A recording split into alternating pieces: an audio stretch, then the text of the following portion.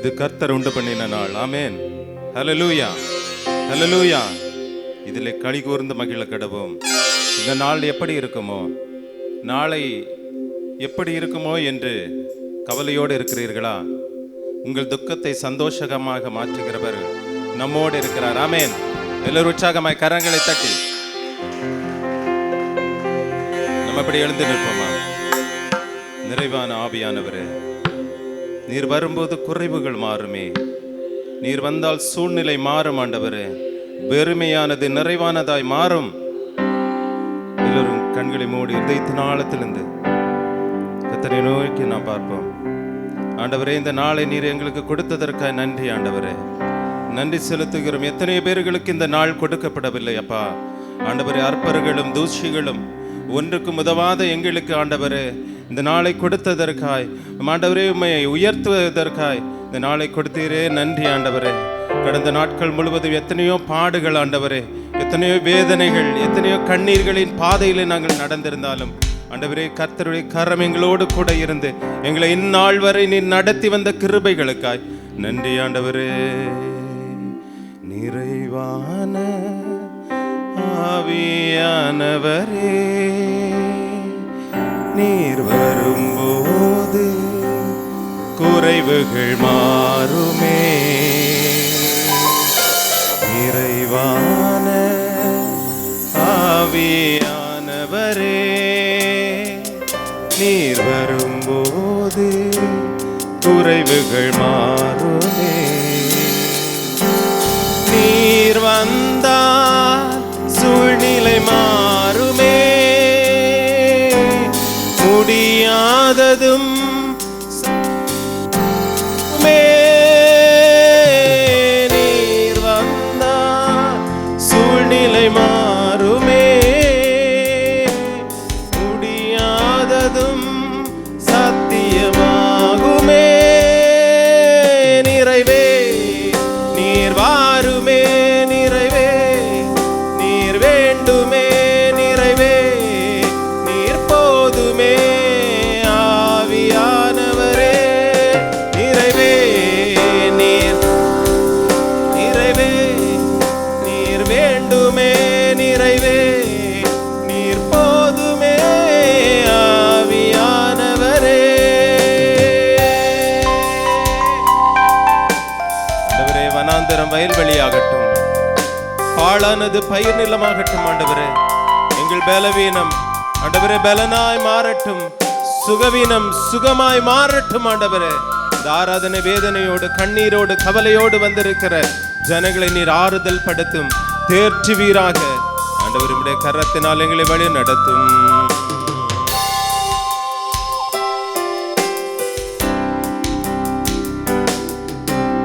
வனாந்திரம் வயல்வெளியாகுமே.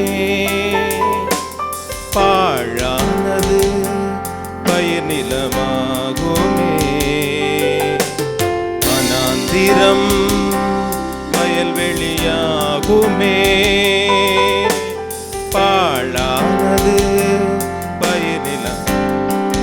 கைகளை உயர்த்தி நீர் வந்தால் சூழ்நிலை மாறுமே. முடியாததும் சத்தியமாகுமே. நீர் வந்தால் எங்களுடைய சூழ்நிலை மாறட்டும். முடியாததும் சாத்தியமாகுமே. நிறைவே நீர் வாருமே. நிறைவே நீர் வேண்டுமே. நிறைவே நீர் போதுமே. ஆவியானவரே, நிறைவே நீர், நிறைவே நீர் வேண்டுமே. நிறைவே நீர் போதுமே. ஆவியானவரே, பலவீனம் பலனாய் மாறுமே. சுகவீனம் சுகமாய் மாறுமே. பலவீனம் பலனாய் மாறுமே. சுகவீனம்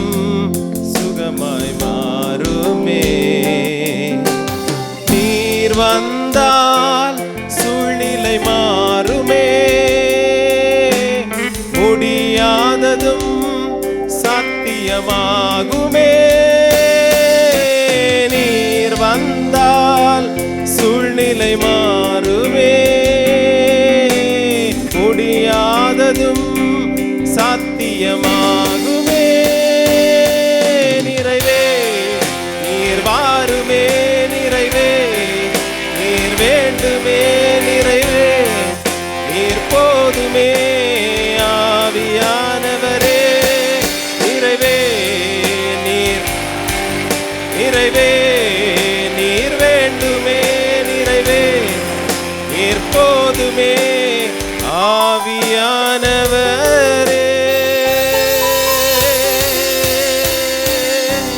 எல்லோரும் உற்சாகமாய் கரங்களை தட்டி ஆமென் ஆமென் ஆமென். இன்னும் அதிகமாய் இன்னும் அதிகமாய். நன்றி ஆண்டவரே, நன்றி நன்றி. இந்த ஆராதனைக்கு பாடுகிற பாடல்கள் மூலமாய் உடைய நாம மாத்திரம் மகிமைப்படட்டும். எங்களை தாழ்த்துகிறோம், வெறுமையாக்குகிறோம். இயேசுவின் நாமத்தை செபிக்கிறோம் ஜீவனுள்ள நல்ல பிதாவே, ஆமென். நம்ம பற்றி உட்கார்ந்து கொள்ளலாம்.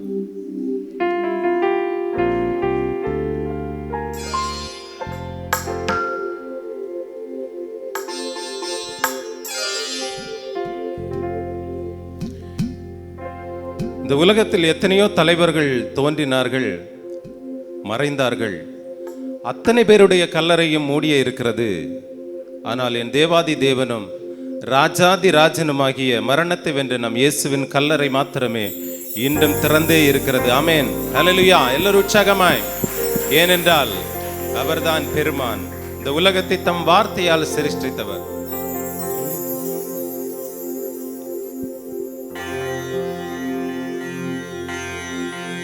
இவரே பெருமான்,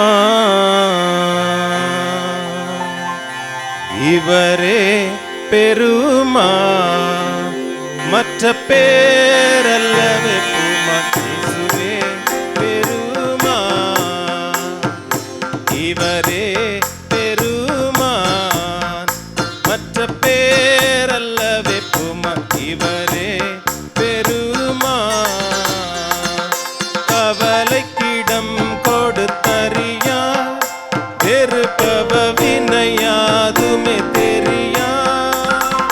கவலைக்கிடம் கொடுத்தறியா, வெறுப்பவ வினையாதுமே தெரியா. இப்புவன மீது நமக்குரியா, இவரே பெரும்,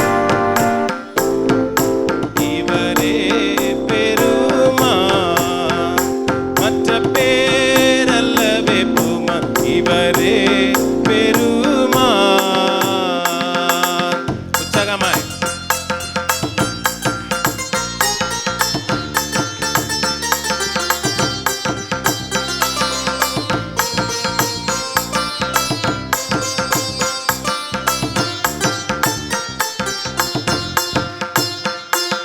குருடர்களுக்கு உதவும் விழியா, பவ கருமகிருளை நீக்கும் ஒளியா.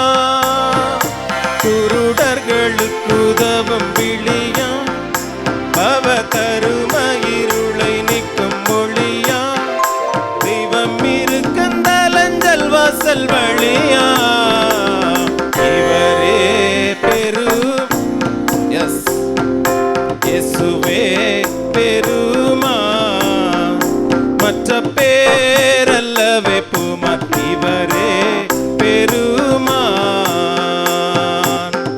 அவர் பல பிணிகளை தீர்க்கிற பரிகாரி. அவர் சொன்னால் நிறைவேற்ற வல்லமையுள்ளவர். எக்குலத்துக்கும் உகந்த நல்ல உபகாரியாயிருக்கிறவர்.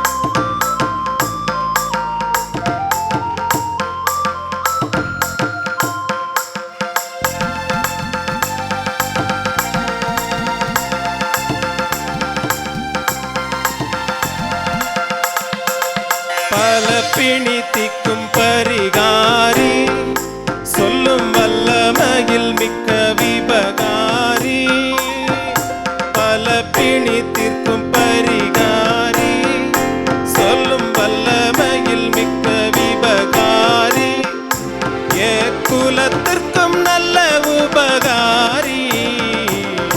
இவரே பெருமான், இவரே பெருமான். மற்ற பேரல்லவே பூமான், இவரே பெருமான்.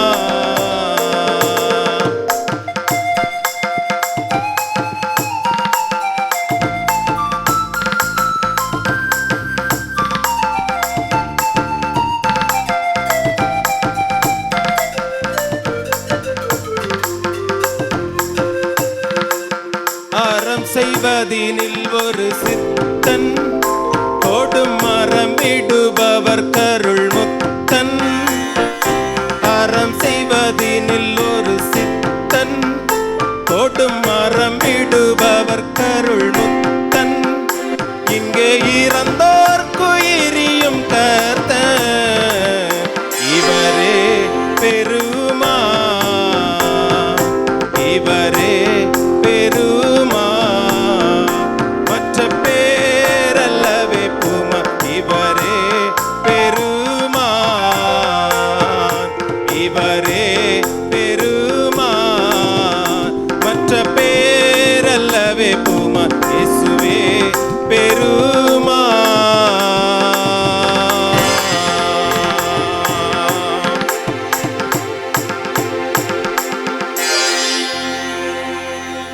தேவனுக்கு நன்றி செலுத்தியதற்கு யோபு ஒரு நல்ல எக்ஸாம்பிள்.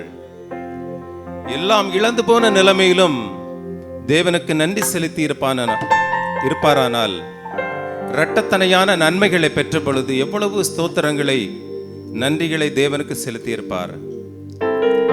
நாமும் கர்த்தர் செய்த எல்லா நன்மைகளுக்காகவும் எல்லா உதவிகளுக்காகவும் நாம் அவருக்கு நன்றி செலுத்த போகிறோம். ஆமென்.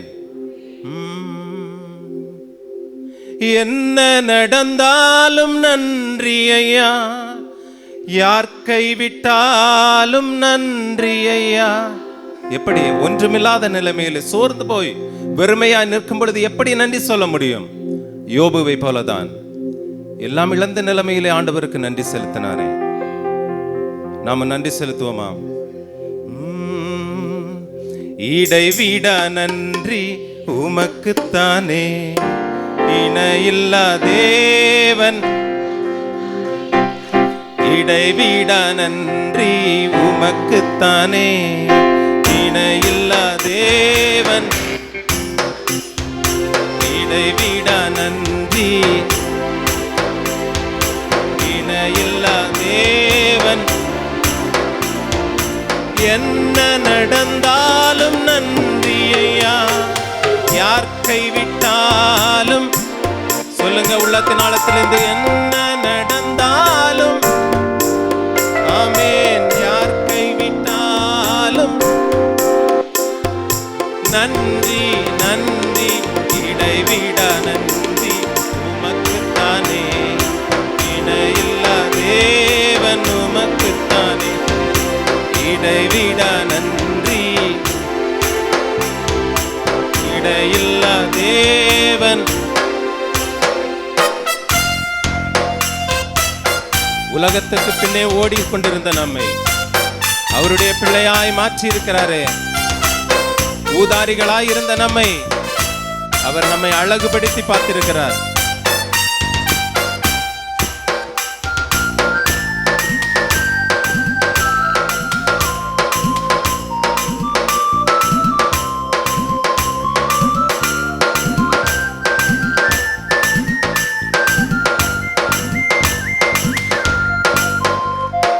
தேடி வந்தீரே நன்றி ஐயா, தெரிந்து கொண்டீரே நன்றி ஐயா. ஆமென். சத்தத்தை உயர்த்தி, தெரிந்து கொண்டீரே நன்றி ஐயா. நன்றி நன்றி, இடைவிட நன்றி உமக்குத்தானே, இணையில்லா தேவன். இடைவிட நன்றி உமக்குத்தானே, இணையில்லா தேவன். எத்தனை பேர் நிம்மதி இல்லை, தற்கொலைக்கு நேராய் கடந்து செல்கிறார்கள். ஆனால் நமக்கு எத்தனையோ கடன்கள் இருந்தாலும், எத்தனையோ பிரச்சனைகள் இருந்தாலும் கர்த்தர் நம்மை நிம்மதியாய் வைத்திருக்கிறார். அந்த நன்றியை நினைத்து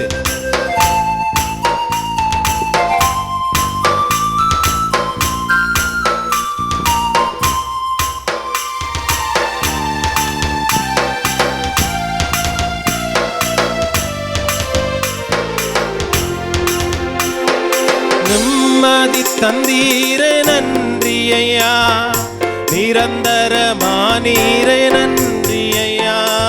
நிம்மதி நிரந்தரமானீரே நன்றி ஐயா. நன்றி நன்றி இடைவிட நன்றி உமக்குத்தானே, இணையில்லா தேவன் உமக்குத்தானே, இடைவிட நன்றி இணையில்லா. என்னை கண்டீரே நன்றி ஐயா,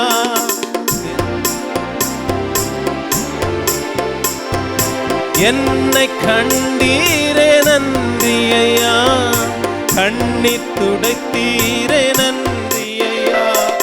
நன்றி நன்றி இடைவிட நன்றி உமக்குத்தானே, இணையில்லா தேவன் உமக்குத்தானே, இடைவிட நன்றி உமக்குத்தானே, இணையில்லா தேவன் உமக்குத்தானே.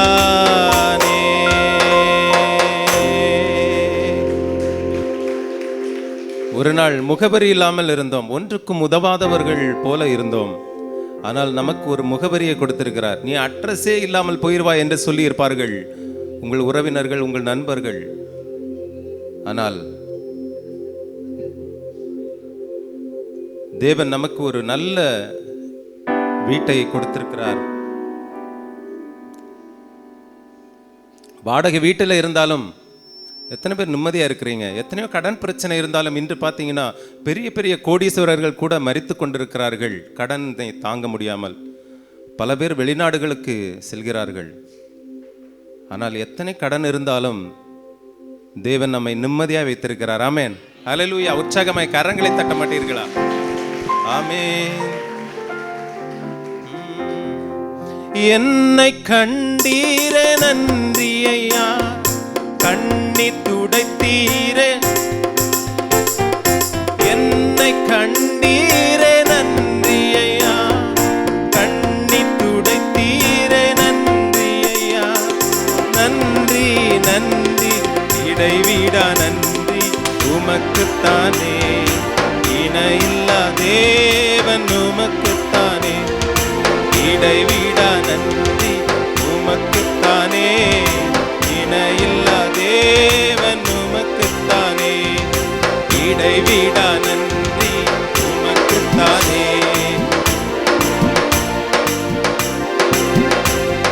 நித்திய ராஜாவே நன்றி ஐயா, சத்திய தீபமே நன்றி ஐயா, அநாதி தேவனே நன்றி ஐயா, அரசாளும் தெய்வமே நன்றி ஐயா, இடைவிட நன்றி உமக்குத்தானே, இணையில்லா தேவன் உமக்குத்தானே, இடைவிட நன்றி உமக்குத்தானே, இணையில்லா தேவன் உமக்குத்தானே.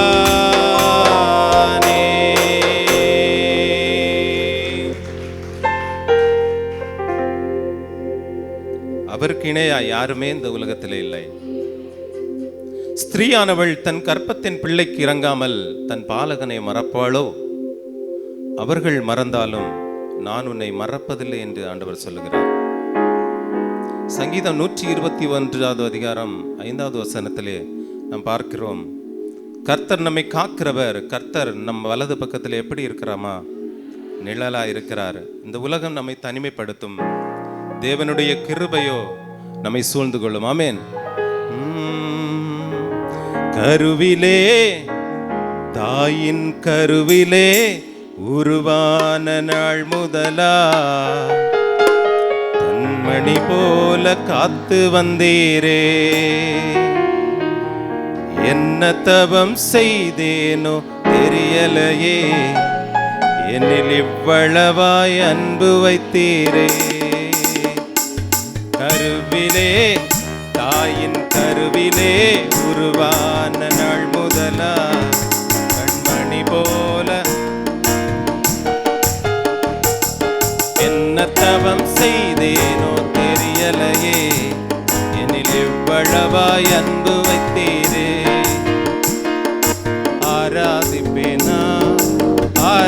ஆராதிப்பேன் நான் ஆயுள் நாளெல்லாம் ஆராதிப்பேன் ஆராதிப்பேன் நான் ஆராதிப்பேன் நான் ஆயுள் நாளெல்லாம் ஆராதிப்பேன் நான் கருவிலே தாயின் கருவிலே உருவான நாள் முதலா கண்மணி போல காத்து வந்தீரே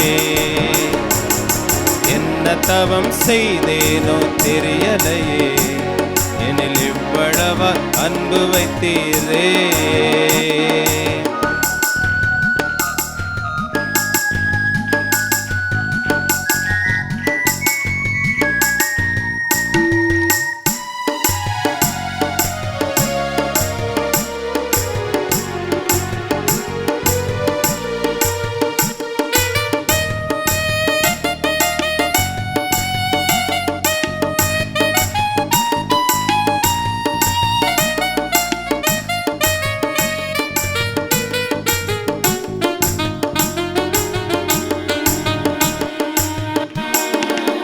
ரட்சித்திர கிருபையா காத்திரை தயவினா ரட்சித்திர கிருபையா காத்திரை தயவினா மீட்டிர ரத்தத்தால் தூக்கினீர் இரக்கத்தால் மீட்டிர ரத்தத்தால் தூக்கினீர் இரக்கத்தால் அன்பே தெய்வீக அன்பே அன்பே தெய்வீக அன்பே உம் அன்பை என் மேல் ஊற்றினீரே ஆராதிப்பேனா ஆராதிப்பேனா ஆயுள் நாளெல்லாம் ஆராதிப்பேன் ஆராதிப்பேனா ஆராதிப்பேனா ஆயுள் நாளெல்லாம் ஆராதிப்பேனா கருவிலே தாயின் கருவிலே உருவான நாள் முதலா கண்மணி போல காத்து வந்தீரே என்ன தவம் செய்தேனோ தெரியலையே இனி இவ்வளவா அன்பு வைத்தீரே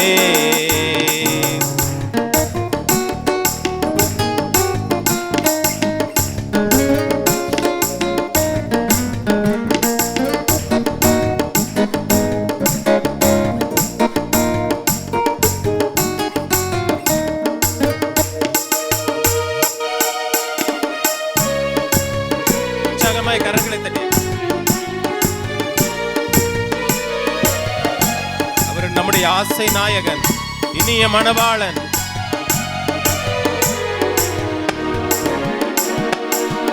என் ஆசை நாயகா இனிய மணவாளா என் ஆசை நாயகா இனிய மணவாளா எப்போது உம்முகத்தை நேரில் காண்பேனோ எப்போது உம்முகத்தை நேரில் காண்பேனோ ஏக்கமே என் எண்ணமே ஏக்கமே என் எண்ணமே நித்திய இல்லம் நோக்கி தொடருகிறேன் ஆராதிப்பேனா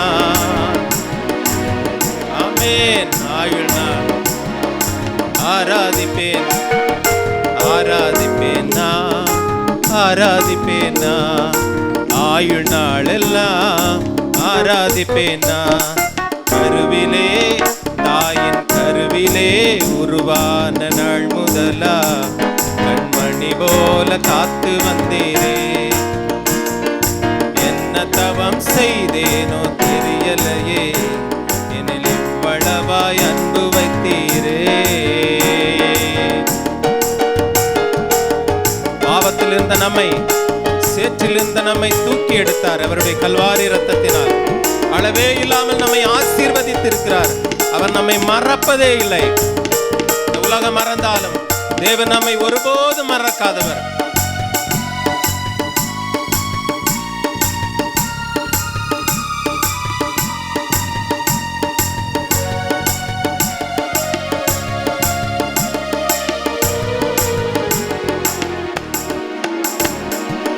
குனிந்து தூக்கினீரே பெரியவனாக்கினீரே குனிந்து தூக்கினீரே பெரியவனாக்கினீரே அளவே இல்லாமல் ஆசீர்வதித்தீரே அளவே இல்லாமல் ஆசீர்வதித்தீரே மறப்பேனோ மறந்தே போவேனோ மறப்பேனோ, மறந்தே போவேனோ, அதை என்ன சொல்லி பாடிடுவேன். ஆராதிப்பேனா, ஆராதிப்பேனா, ஆயுள் நாளெல்லாம் ஆராதிப்பேனா, ஆராதிப்பேனா, ஆராதிப்பேன். ஆயுள் நாளெல்லாம் ஆராதிப்பேனா. கருவிலே, தாயின் கருவிலே உருவான நாள் முதலா கண்மணி போல காத்து வந்தீரே. என்ன தவம் செய்தேனோ தெரியலையே, இவ்வளவாய் அன்பு வைத்தீரே. கருவிலே, தாயின் கருவிலே உருவான நாள் முதலா கண்மணி போல காத்து வந்தீரே. என்ன தவம் செய்தேனோ தெரியலையே, என்னை இவ்வளவாய் அன்பு வைத்தேன். ஆராதிப்பேன், ஆராதிப்பேனா, ஆராதிப்பேனா, ஆயுள் நாளெல்லாம் ஆராதிப்பேனா, ஆராதிப்பேனா, ஆராதிப்பேன். ஆயுள் நாளெல்லாம் ஆராதிப்பேனா.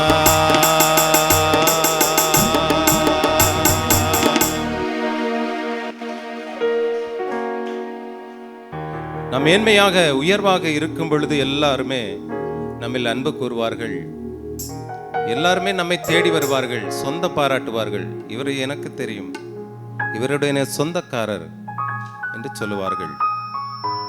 ஆனால் நீங்கள் கீழே இருந்தால் உங்களுக்கு யாருமே தெரியாது.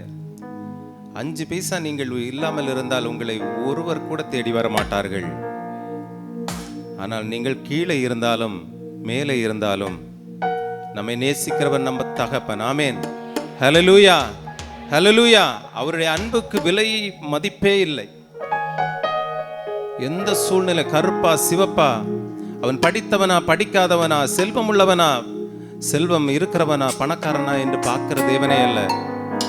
எல்லா சூழ்நிலைகளிலும் அவர் நம்மை காண்கிறவர். ஆமேன். நாம் வழி விலகி போகும் பொழுது கூட நம்மை அவர் தேடிதான் வந்திருக்கிறார். அவன் அப்படியே போகட்டும் என்று விட்டு விடுகிறவர் அல்ல, தம்முடைய அண்டையில் சேர்த்துக் கொள்கிறவர். ஆமே. என் ஆசை நாயகா, இனிய மணவாளா, என் ஆசை நாயகா, இனிய மணவாளா, எப்போது உம்முகத்தை நேரில் காண்பேனோ, எப்போது உம்முகத்தை நேரில் காண்பேனோ. ஏக்கமே என் எண்ணமே, ஏக்கமே என் எண்ணமே, நித்திய இல்லம் நோக்கி தொடருகிறேன். ஆராதிப்பேன் நான். சத்தமாய் சொல்லுங்க. ஆராதிப்பேன் நான், ஆராதிப்பேன் நான், ஆயுள் நாளெல்லாம். கருவிலே, தாயின் கருவிலே உருவான நாள் முதலா கண்மணி போல காத்து வந்தீரே. என்ன தவம் செய்தேனோ தெரியலையே, என்னில் எவ்வளவாய் அன்பு வைத்தீரே. கருவிலே, தாயின் கருவிலே உருவான நாள் முதலா கண்மணி போல காத்து வந்தீரே. என்ன தவம் செய்தேனோ தெரியலையே, என்னில் எவ்வளவாய். எல்லோரும் கைகளை உயர்த்தி சொல்லுமா. ஆராதிப்பேனா, ஆராதிப்பேனா, ஆயுள் நாளெல்லாம் ஆராதிப்பேனா, ஆராதிப்பேனா, ஆராதிப்பேனா, ஆயுள் நாளெல்லாம் ஆராதிப்பேனா.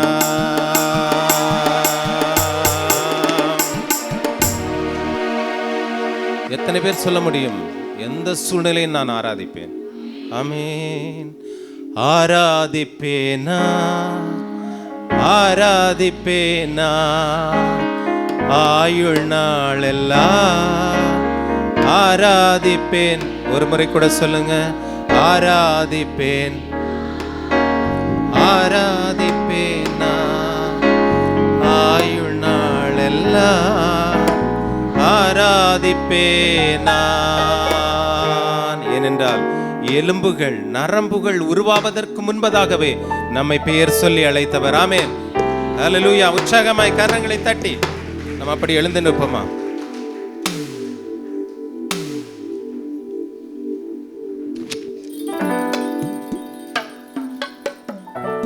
அவருடைய நாமம் உயர்ந்த நாமம், அவருடைய நாமம் இன்பமான நாமம், ஊற்றுண்ட பரிமள தைலத்துக்கு ஒத்த நாமம்.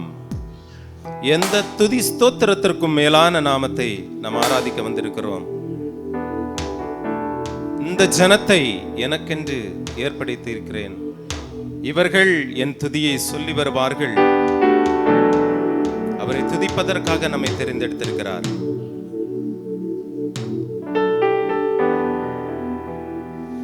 அப்பா உங்க நாமத்தில மகத்துவம் உண்டு, அப்பா உங்க நாமத்தில வல்லமை உண்டு. எத்தனை பேர் விசுவாசிக்கிறீர்கள்? அவருடைய நாமத்தில் விடுதலை உண்டு, அவருடைய நாமத்தில் எல்லாமே நடக்கும். நடக்கக்கூடியாதவை நடத்தி காண்பிக்கிறவர் அவர். ஹல்லேலூயா, ஹல்லேலூயா. அவருடைய நாமத்திலே எதை கேட்டாலும் அவருடைய நாமத்திலே அவர் உங்களுக்கு அருளி செய்வதற்கு அவர் வல்லமையுள்ள தகப்பன். ஏனென்றால் அவர் நேற்றும் இன்றும் என்றுமே மாறாத தகப்பன். உங்க நாமமே என் பட்டயா, உங்க நாமமே எனக்கு எடகம், உங்க நாமமே என் பட்டயம், உங்க நாமமே எனக்கு கேடகம். உங்க நாமத்தில் விடுதலை நிச்சயம், உங்க நாமத்தில் வெற்றி நிச்சயம்.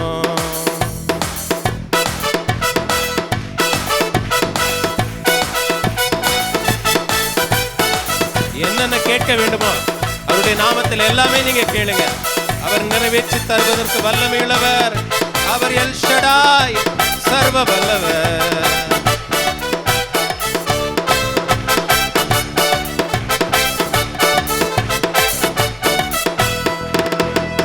அப்பா உங்க நாமத்தில் மகத்துவம் உண்டு, அப்பா உங்க நாமத்தில் வல்லமை உண்டு, அப்பா உங்க நாமத்தில் மகத்துவம் உண்டு, அப்பா உங்க நாமத்தில் வல்லமை உண்டு. உங்க நாமமே என் பட்டயம், உங்க நாமமே எனக்கு கேடகம், உங்க நாமமே என் பட்டயம், உங்க நாமமே எனக்கு கேடகம். உங்க நாமத்தில் விடுதலை நிச்சயம், உங்க நாமத்தில் வெற்றி நிச்சயம், உங்க நாமத்தில் விடுதலை நிச்சயம், உங்க நாமத்தில் வெற்றி நிச்சயம். யேசுவா மஸீகா மஸீகா, யேசுவா மஸீகா மஸீகா, யேசுவா மஸீகா மஸீகா, யேசுவா மஸீகா மஸீகா. உற்சாகமாய் கோடி கோடி நாமங்கள் உலகத்தில் இருக்கலாம், அவருடைய நாமத்திற்கு ஈடாய் எதுவுமே இல்லை.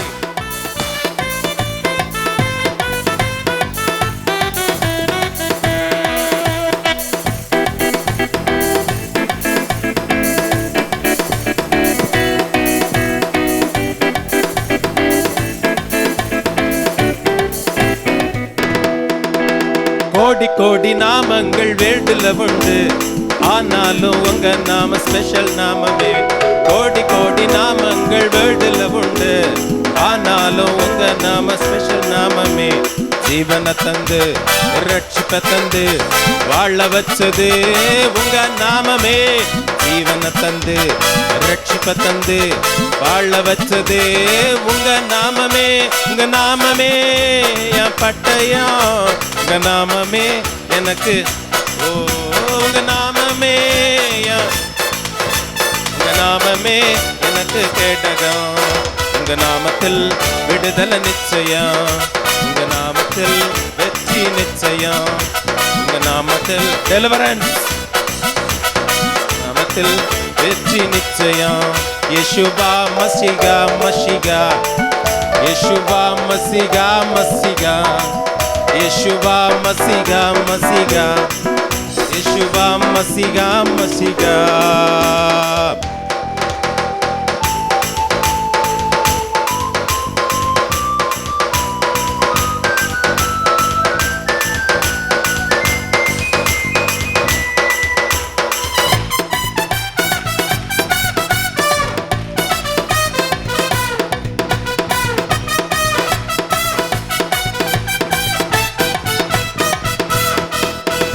பராக்கிரமசாலிகள் மேல் ஆளுகை தந்து பலவானை வீழ்த்தியது உங்க நாமமே.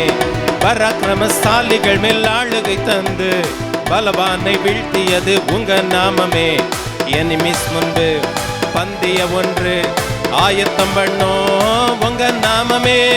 எனிமிஸ் முன்பு பந்திய ஒன்று ஆயத்தம் பண்ணோம் உங்க நாமமே. உங்க நாமமே என் பட்டயம், உங்க நாமமே எனக்கு கேடகம். உங்க நாமமே நான் பட்டயம் எனக்கு கேடகம்.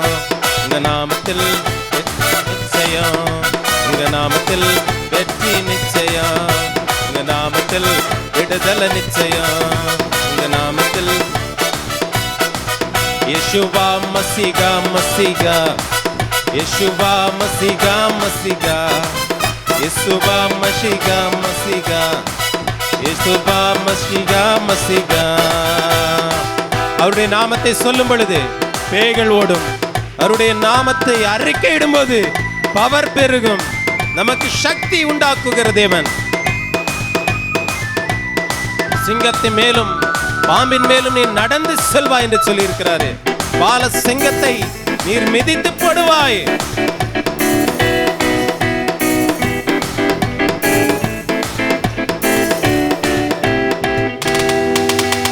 உங்க நாம சொல்ல சொல்ல பேய்கள் ஓடுது. அறிக்கையிட்டு பாட பாட பவர் பெருகுது. உங்க நாம சொல்ல சொல்ல பேய்கள் ஓடுது. அறிக்கையிட்டு பாட பாட பவர் பெருகுது. சிங்கத்தின் மேலும் பாம்பின் மேலும் நடக்க செய்தது உங்க நாமமே. லயன்ஸின் மேலும் ஸ்னேக்ஸின் மேலும் பாட செய்தது உங்க நாமமே. உங்க நாமமே என் பட்டையாண்டவரே. உங்க நாகம் எனக்கு கேடகம். உங்க நாமமே ஓரபா சந்தனா ரிவ்யாந்தரலபரபா எனக்கு கேடகம். உங்க நாமத்தில் விடுதலை நிச்சயம், உங்க நாமத்தில் வெற்றி நிச்சயம், உங்க நாமத்தில் விடுதலை நிச்சயம், உங்க நாமத்தில் வெற்றி நிச்சயம். மசிகா மசிகா மசிகா. யேசுவா மசிகா மசிகா.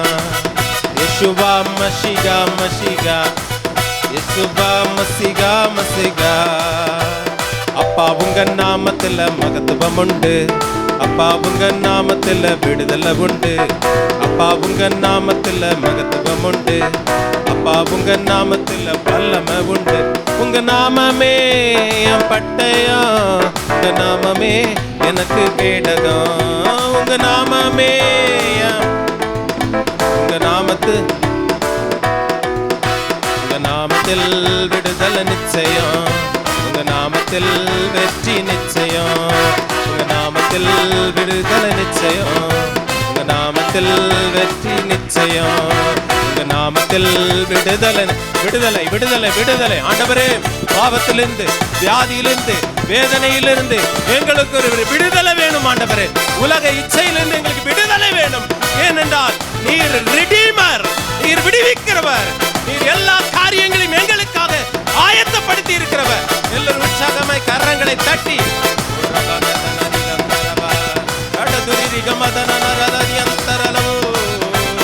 நன்றி நன்றி நன்றி நன்றி அப்பா.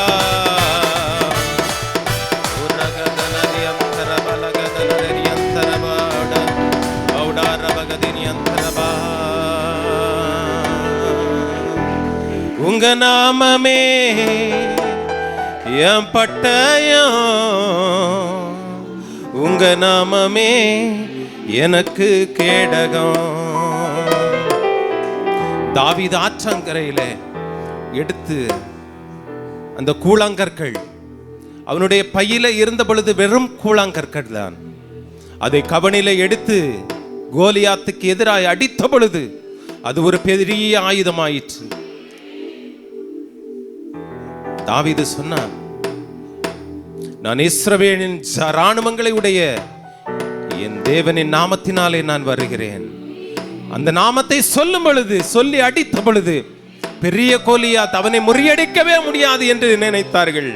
ஆனால் ஒரே ஒரு கல்லினால் அந்த கோலியாத் வீழ்ந்தானே. எல்லோரும் உற்சாகமாய் கரங்களை தட்டி, நமக்கு எதிராய் இருக்கிற ஆயுதம் அது வாய்க்காதே போகும். உங்களுக்கு எதிராய் வருவார்கள். ஒரு வழியாய் வந்தால் 7 வழியாய் அவர்கள் தெரித்து ஓடி விடுவார்கள். அப்படிப்பட்ட நாமத்தை தான் நீங்களும் நானும் ஆராதித்துக் கொண்டிருக்கிறோம்.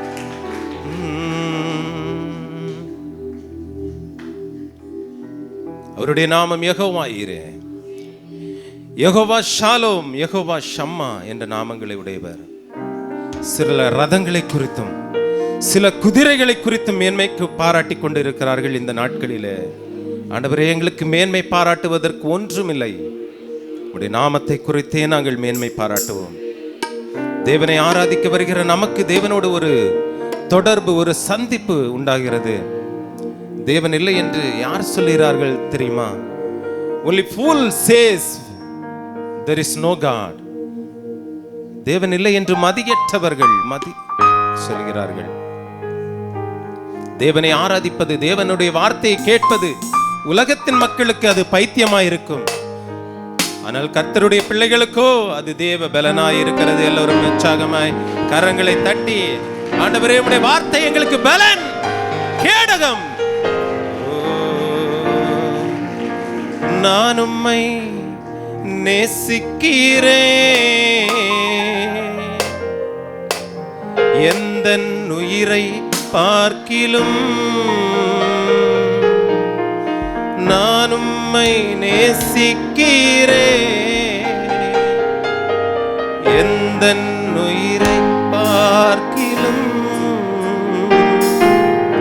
ஆராதிப்பேன் உம்மை நான் உண்மை மனதோடு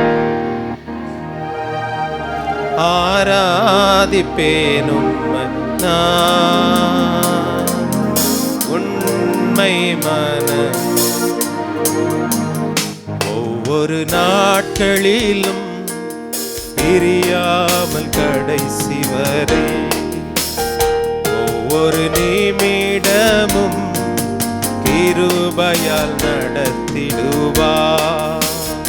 ஒவ்வொரு நாட்களிலும் பிரியாமல் கடைசி வரை, ஒவ்வொரு நிமிடமும் கிருபையால். நான் உம்மை நேசிக்கிறேன், எந்தன் உயிரை பார்க்கிலும் நான் உம்மை நேசிக்கிறேன், எந்தன் உயிரை பார்க்கிலும் ஆராதிப்பேன் உம்மை நான் உண்மை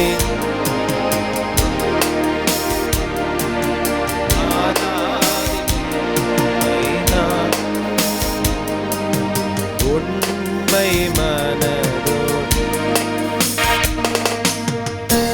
ஆண்டவரே, எங்களை நேசித்தவர்கள் இன்று எங்களோடு இல்லை. ஆண்டவரே,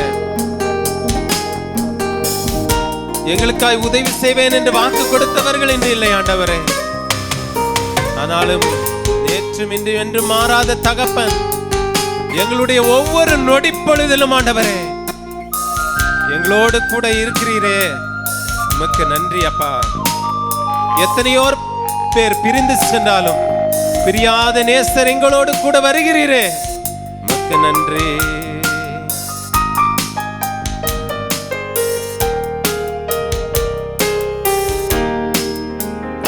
என்னை நேசிக்கும் நேசத்தின் தேவனே, என்னை நேசித்த நேசத்தின் ஆழமதை, என்னை நேசிக்கும் நேசத்தின் தேவனே,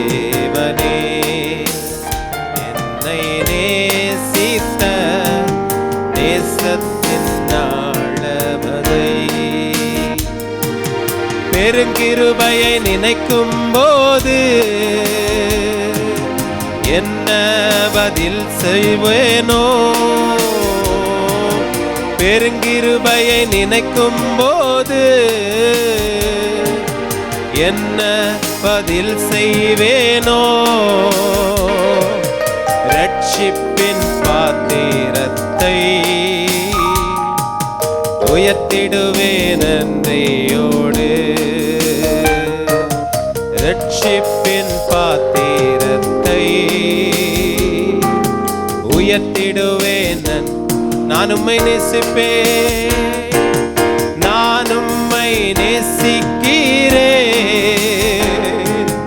எந்த உயிரை பார்க்கிலும், எத்தனை பேர் சொல்லும், நான் உம்மை எந்த உயிரை பார்க்கிலும் ஆராதிப்பேன் உம்மை நான். எங்களுடைய முழு இருதயத்தோடு உம்மை ஆராதிப்போம். ஆராதிப்பேன் உம்மை நான் உண்மை மனதுடன். பெற்ற என் தாயும் என் தகப்பனும் என்னை கைவிட்டாலும் நான் உன்னை சேர்த்துக் கொள்வேன். எத்தனை பேர் தாயை இழந்திருக்கலாம், எத்தனை பேர் தகப்பனை இழந்திருக்கலாம். உங்களுக்கு தாய் தகப்பன் இந்த உலகத்தில் யாருமே இல்லை, உங்கள் சொந்தங்கள் இல்லை. என்னுடைய தகப்பன் கடைசி வரை, இறுதி வரை உன்னை நரைமுடி மட்டும் நான் காத்துக்கொள்வேன் என்று சொன்னவர், அவர் வாக்கு மாறாத நல்ல தகப்பன். அவர்களை நீங்க பிடித்துக் கொண்டால் போதும், அவர் உங்களை ஜீவனோடு வைப்பார். அழிவுக்கு விலக்கி மீட்டு பாதுகாத்துக் கொள்வார். பாவத்திற்கு தப்பித்துக் கொள்ள வழிவகை செய்வார்.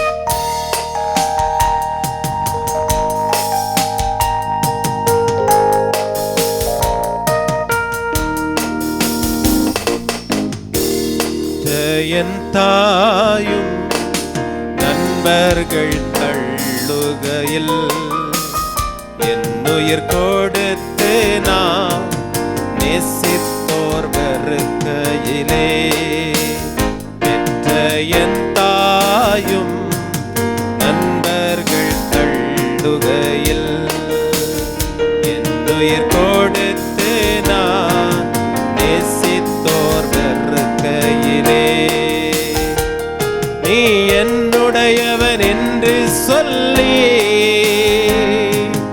அழைத்தீரன் செல்ல பெயரை. நீ என்னுடையவன் என்று சொல்லி அழைத்தீரன் செல்ல பெயரை. வளர்த்தீய வளவாக உம் நாம மகிமைக்காக. வளர்த்தி வளவாக உம் நாம மகிமை. நான் உம்மை நேசிப்பேன், நான் உம்மை நேசிக்கிறேன். எந்த உயிரை பார்க்கிலும் நான் உம்மை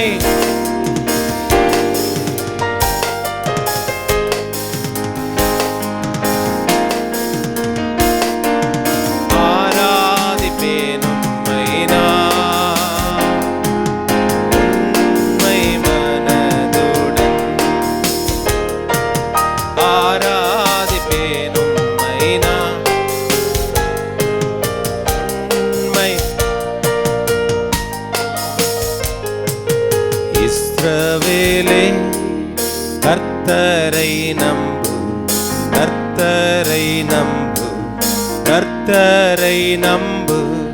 இஸ்ரவேலே அவருள் துணையும் கேடகமானவர்,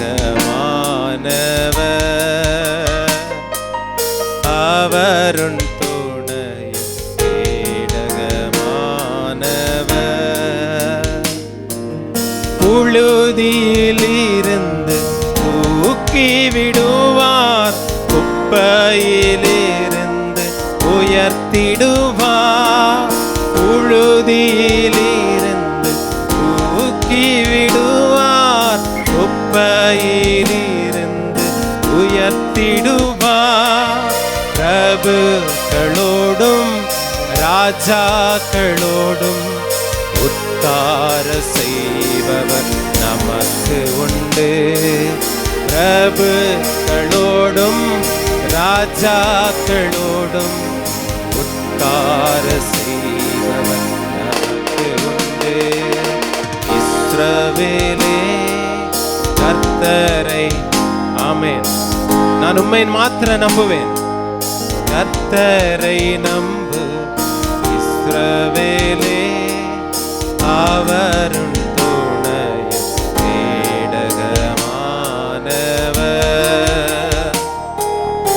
அவரும் துணையும் கேடகமானவர்.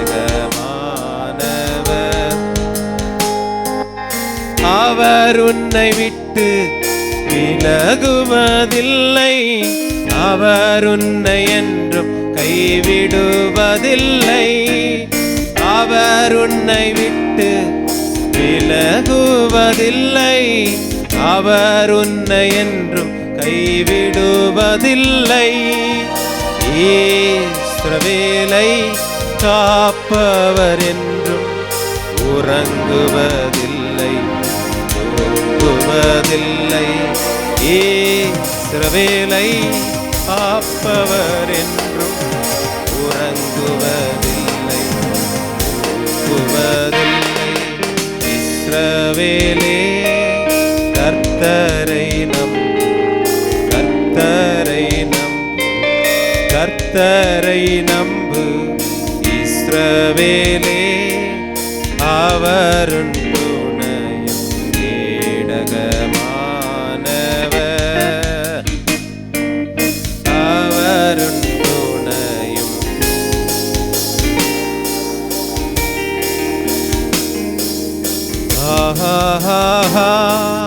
ஹல்லேலூயா,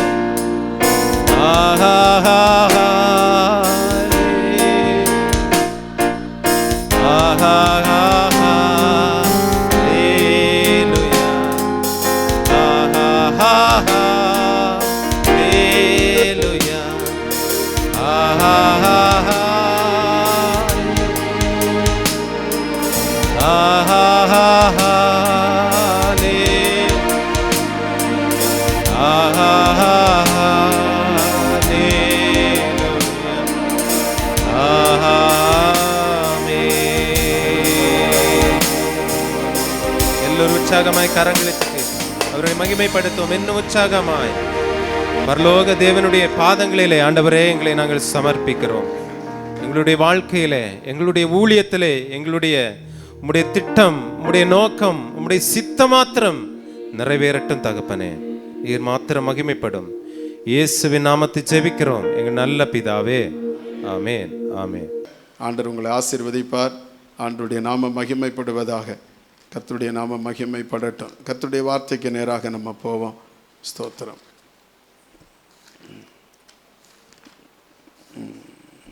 நீதிமொழிகள் புத்தகம் 25ஆம் அதிகாரம்.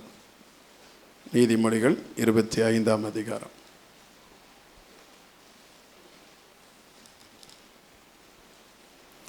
இருபத்தி 8ஆம் வசனத்தை நம்ம எல்லாரும் சேர்ந்து வாசிக்க போகிறோம். நீதிமொழிகள் 25, 28 எல்லாரும் சேர்ந்து வாசிப்போமா? எல்லாரும் சேர்ந்து வாசி. தன் ஆவியை அடக்காத மனுஷன் மதிலிடைந்த பாலான பட்டணம் போல் இருக்கிறார். மறுபடியும் எல்லாம் சேர்ந்து வாசிங்க.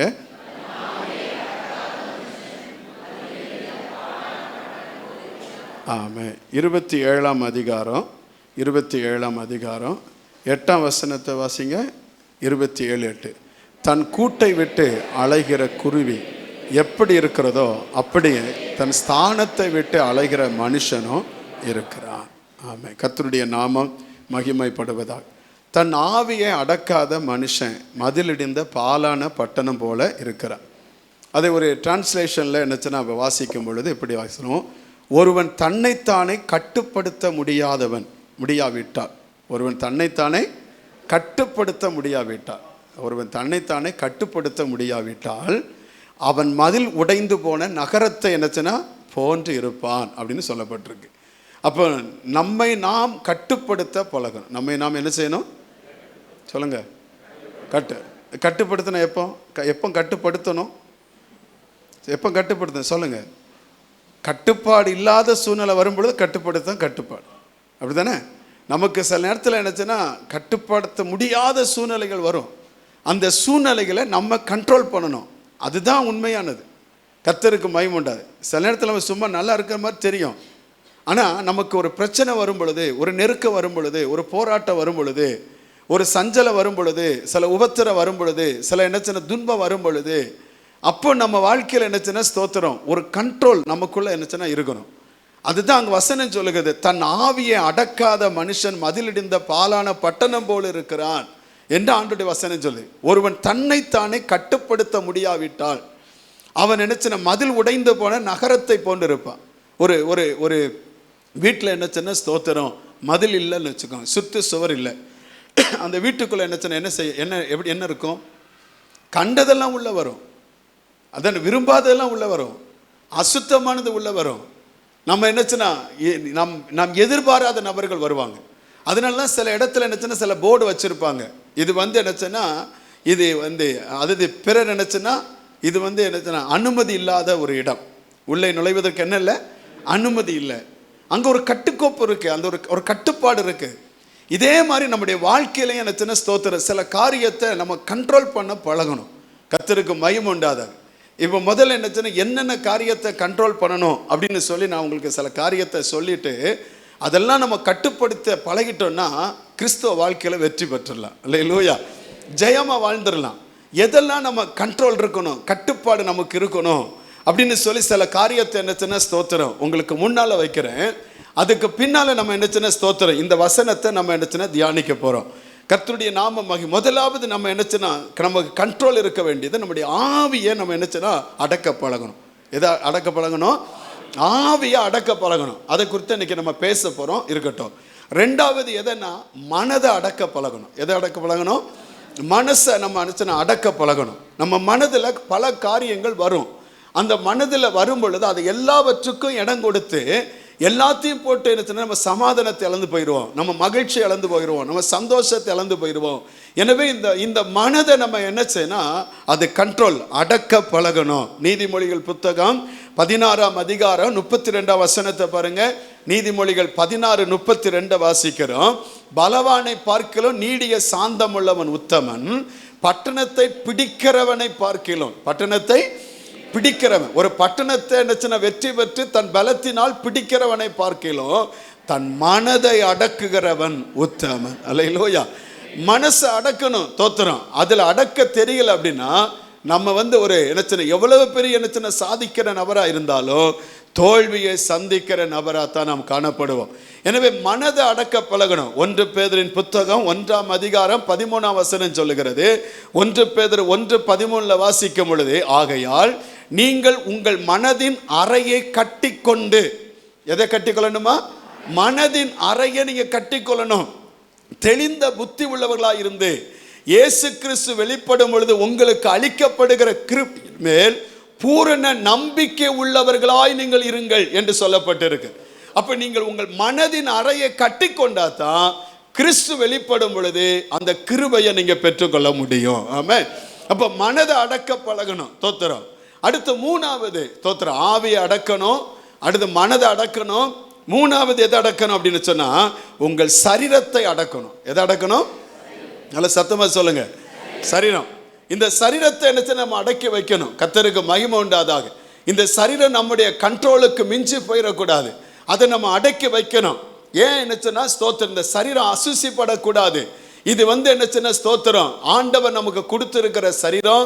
இந்த சரீரத்தில் என்னச்சுன்னா ஏதாவது கரைபடாதபடி பாதுகாக்க வேண்டிய நம்முடைய கடமை. நேற்று என்னச்சுன்னா ஸ்தோத்திரம் ஒரு மீட்டிங்க்கு என்னச்சுன்னா போயிருந்தேன். அங்கே போயிட்டு என்னச்சுன்னா ஸ்தோத்திரம் மீட்டிங் முடிச்சுட்டு அங்கே என்னச்சுன்னா லஞ்ச் டைமில் சாப்பிடுவதற்காக இருக்கும் பொழுது என்னச்சுன்னா ஒருத்தர் எனக்கு ரசம் ஊற்றினார். ரசம் ஊற்றும் பொழுது என்னச்சுன்னா அந்த கரண்டி என்னச்சுன்னா டப்புன்னு போட்டவுடனே அது என் மேலெல்லாம் பார்த்தீங்கன்னா என்ன ஆயிட்டு, சட்டை என்னச்சுன்னா எல்லாம் நான் எப்போவுமே என்னச்சுன்னா ரொம்ப லைட் கலர் ஷர்ட் தான் போடுவேன். அது பார்த்தீங்கன்னா என்னச்சுன்னா அங்கங்கே பார்த்தீங்கன்னா இந்த ஸ்ப்ரே அடித்த மாதிரி என்னச்சுன்னா எல்லாம் அடிச்சிட்டு நான் அதை கவனிக்கவே இல்லை. அப்போ அப்படின்னு சொல்லிட்டு மட்டும் வந்துட்டு ஆனால் இங்கே பார்க்கவே இல்லை. நான் உடனே நினச்சேன்னா சாப்பிட்டு முடிச்சுட்டு கை கழுவிட்டு வரும்பொழுது ஒரு பாஸ்டர் பார்த்தார். பாஸ்டர் ஷர்ட்டில் பாருங்க பாஸ்டர்னு. நான் பார்த்தா எனக்கு ஷாக் ஆகிட்டு. எல்லாம் என்னச்சுன்னா அப்படியே என்னச்சுன்னா அங்கங்கே பார்த்தீங்கன்னா என்னச்சு அந்த அந்த ரசத்தினுடைய என்னது எசன்ஸ் என்னச்சுன்னா அங்கங்கே தெளிச்சு என்னச்சுன்னா அந்த ஷர்ட்டெல்லாம் பார்த்தீங்கன்னா அங்கங்கே. இது என்னச்சுன்னா ஒன்று அவருடைய என்னச்சுன்னா அவருடைய என்னச்சுன்னா கவனம் இல்லாத என்னச்சுன்னா வேலை காரியணுமோ. ஆனால் இன்னும் ஒன்று என்னச்சு, நான் போய் பக்கத்தில் இருக்க வேண்டிய அவசியம் இல்லை. கொஞ்சம் தூரம் என்னச்சுன்னா நின்று என்னச்சுன்னா வாங்கியிருக்கலாம். நான் போய் என்னச்சுன்னா பக்கத்தில் இருந்துட்டு என்னச்சுன்னா என்னது அப்படின்னு பார்த்துட்டு இப்படி நீட்டினா அவர் டப்புன்னு போட்டவர் என்னச்சுட்டான்னு மேலே விழுந்துட்டு. அது எனக்கு என்னச்சுன்னா அப்போ எனக்கு அந்த அந்த கரை தெரியுது. ஆனால் இந்த கரை வரவிடாமல் பாதுகாக்க வேண்டியது நம்முடைய வேலை. நீ ஆமன் சொல்ல மாட்டீங்களா? சொல்லுங்க, நல்லது. வாசிங்க ரோமரின் புத்தகம் 6ஆம் அதிகாரம் 12-13 வசனத்தை பாருங்க. ரோமர் 6ஆம் அதிகாரம் 12-13 வசனத்தை. ஆகையால் நீங்கள் சரீர இச்சைகளின்படி பாவத்திற்கு கீழ்ப்படியத்தக்கதாக சாவுக்கு ஏதுவான உங்கள் சரீரத்தில் எதை ஆளக்கூடாது? இந்த சரீரத்தில் பாவம் ஆளக்கூடாது. உங்க சரீரத்தை என்னச்சுன்னா இச்சைகளுக்கு பாவத்திற்கு என்னச்சுன்னா கீழ்ப்படியத்தக்கதா இந்த சரீரத்தில் என்னச்சுன்னா பாவம் ஆளாது இருப்பதாக. அடுத்த வசனம் பாருங்க. ஸ்தோத்திரம். நீங்கள் உங்கள் அவயங்களை அநீதியின் ஆயுதங்களாக பாவத்துக்கு ஒப்புக்கொடாமல். அதாவது என்னச்சுன்னா ஸ்தோத்திரம், நான் என்னுடைய சரீரத்தை பாதுகாக்க எனக்கு உரிமை உண்டு. இந்த சரீரத்தில் என் அனுமதி இல்லாமல் ஒன்றும் என்னை கரைப்படுத்த முடியாது. அல்லேலூயா. இதை பாதுகாப்பதற்கும் இதை கண்ட்ரோல் பண்ணதற்கும் எனக்கு என்னச்சுன்னா உரிமை இருக்கிறது. அதை நான் என்னச்சுன்னா அபியாசப்படுத்தணும். கர்த்தருக்கு மகிமை உண்டாதாக, ஆண்டவருக்கு மகிமை உண்டா. ஊழியத்தில் ஆரம்பத்தில் ஒரு நாள் என்னச்சுன்னா ஒருவத்தை குறித்து என்னச்சுன்னா ஒரு செய்தி சொல்லப்பட்டது. நான் உடனே எனக்கு வீட்டுக்கு நான் என்னச்சுன்னா பாஸ்டம்மா போய் என்னச்சுன்னா அவங்ககிட்ட கேட்டேன், உங்களை பற்றி இப்படி கேள்விப்படுதேன், இது நல்ல பழக்கம் இல்லை, இது என்னச்சுன்னா கண்டிக்கப்படத்தக்கது, நீங்கள் இதை செய்யக்கூடாது அப்படின்னு சொன்னேன். உடனே அந்த சிஸ்டர் என்னை பார்த்து கேட்ட அடுத்த கேள்வி, என் அனுமதி இல்லாமல் ஒருவன் என் சரீரத்தில் எழுந்து வைக்க மாட்டான், கை வைப்பதில்லை அப்படின்னு சொன்னாங்க. அப்ப ஒருவருடைய சரீரத்தில் என்னச்சுன்னா ஸ்தோத்திரம் ஒரு கரைப்பட்டு என்னச்சுன்னா கரைப்படுது என்ன சொன்னா ஒருவருடைய அனுமதி இல்லாமல் என்னச்சுன்னா செய்ய முடியாது. அதை நம்ம என்னச்சுன்னா வாழ்க்கையில் என்னச்சுன்னா எதிர்த்து நிற்கிறோம். அதான் என்னச்சுன்னா பாவத்துக்கு விரோதமா இன்னும் எதிர்த்து ரத்தம் சிந்தத்தக்க நீங்கள் எதிர்த்து போராடவில்லையே அப்படின்னு வாசிக்கிறோம். அது நம்மகிட்ட வரும் பொழுது எதிர்த்து என்னச்சுன்னா போராடி அதை மேற்கொள்ள பழகணும். அது நம்மளை கரைப்படுத்த விடக்கூடாது. அங்கு உங்கள் அவயங்களை அநீதியின் ஆயுதங்களாக பாவத்துக்கு ஒப்புக்கொடாமல் உங்களை மரித்தொழுந்து பிழைத்திருக்கிறவர்களாக தேவனுக்கு ஒப்பு கொடுத்து உங்கள் அவயங்களை நீதிக்குரிய ஆயுதங்களாக தேவனுக்கு என்ன செய்யணுமா ஒப்பு கொடுக்கணும். அடுத்த வசனம் பாருங்களேன், 14ஆம் வசனத்துல ஸ்தோத்திரம். அது நீங்கள் நியாயப்பிரமாணத்துக்கு கீழ்ப்பட்டிராமல் கிருபைக்கு கீழ்ப்பட்டிருக்கிறபடியா பாவம் உங்களை மேற்கொள்ள மாட்டாது. அடுத்த வசனத்துல பாருங்க. அடுத்த வசனம், இதனால் என்ன, நான் நியாயப்பிரமாணத்துக்கு கீழ்ப்பட்டிராமல் கிருபைக்கு கீழ்ப்பட்டிருக்கிறபடியா பாவம் செய்யலாமா? கூடாது. ஏன்? அடுத்த வசனம் பாருங்க. அடுத்த வசனம், மரணத்துக்கு ஏதுவான பாவத்துக்கானாலும் நீதிக்கு கீழ்ப்படிதலுக்கானாலும் எதற்கு கீழ்ப்படியும்படி உங்களை அடிமைகளாக ஒப்பு கொடுக்கிறீர்களோ அதற்கே கீழ்ப்படுகிற அடிமைகளா இருக்கிறீர்கள் என்று அறிவீர்களா? நீங்க எதுக்கு ஒப்பு கொடுக்குறீங்க? ஸ்தோத்திரம், நீதிக்கா அநீதிக்கா?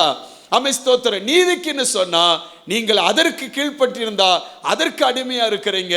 பாவத்துக்குன்னா நீங்கள் பாவத்துக்கு அடிமையா இருக்கிறீங்க.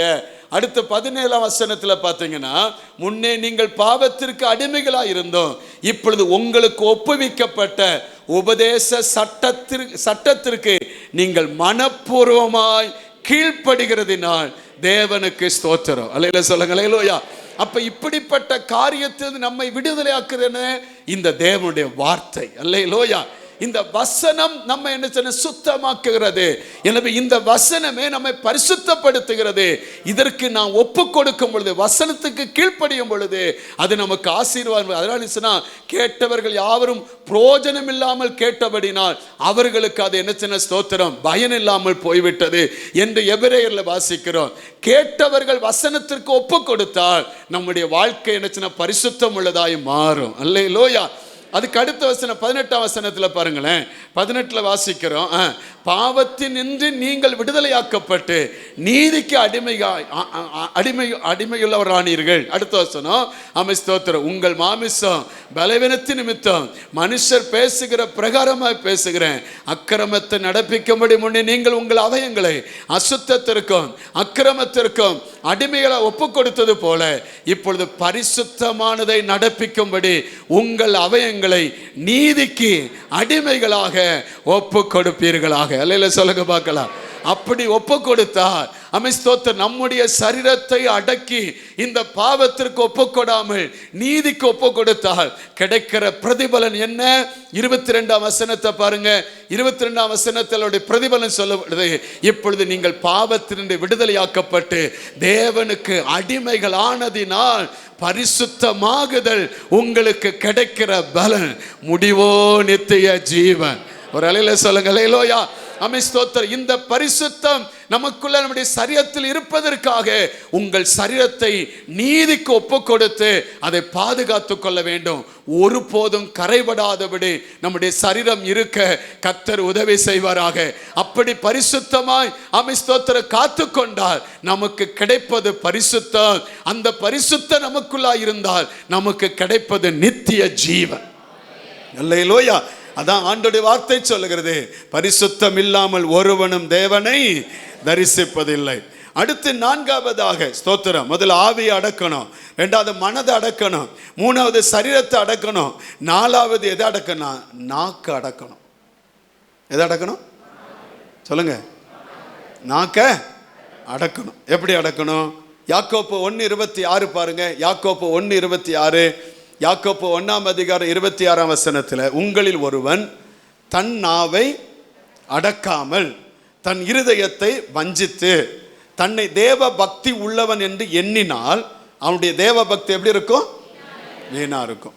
நம்ம என்னதான் நாக்கு அடக்காம எவ்வளவுதான் நம்ம என்னச்சுன்னா நம்ம அந்நிய பாஷை பேசலாம், ஆமென் ஸ்தோத்திரம், தீர்க்க தரிசனம் வர நமக்கு இருக்கலாம், ஆமென் வெளிப்பாடு வர இருக்கலாம், ஆமென் ஸ்தோத்திரம், நமக்கு எல்லாம் இருந்தாலும் ஆமென் ஸ்தோத்திரம், உங்களுடைய நாக்க அடக்கலைன்னா உங்க தேவ பக்தி வீண் அப்படின்னு ஆண்டவருடைய வசனம் சொல்லு. எதை அடக்கணும்?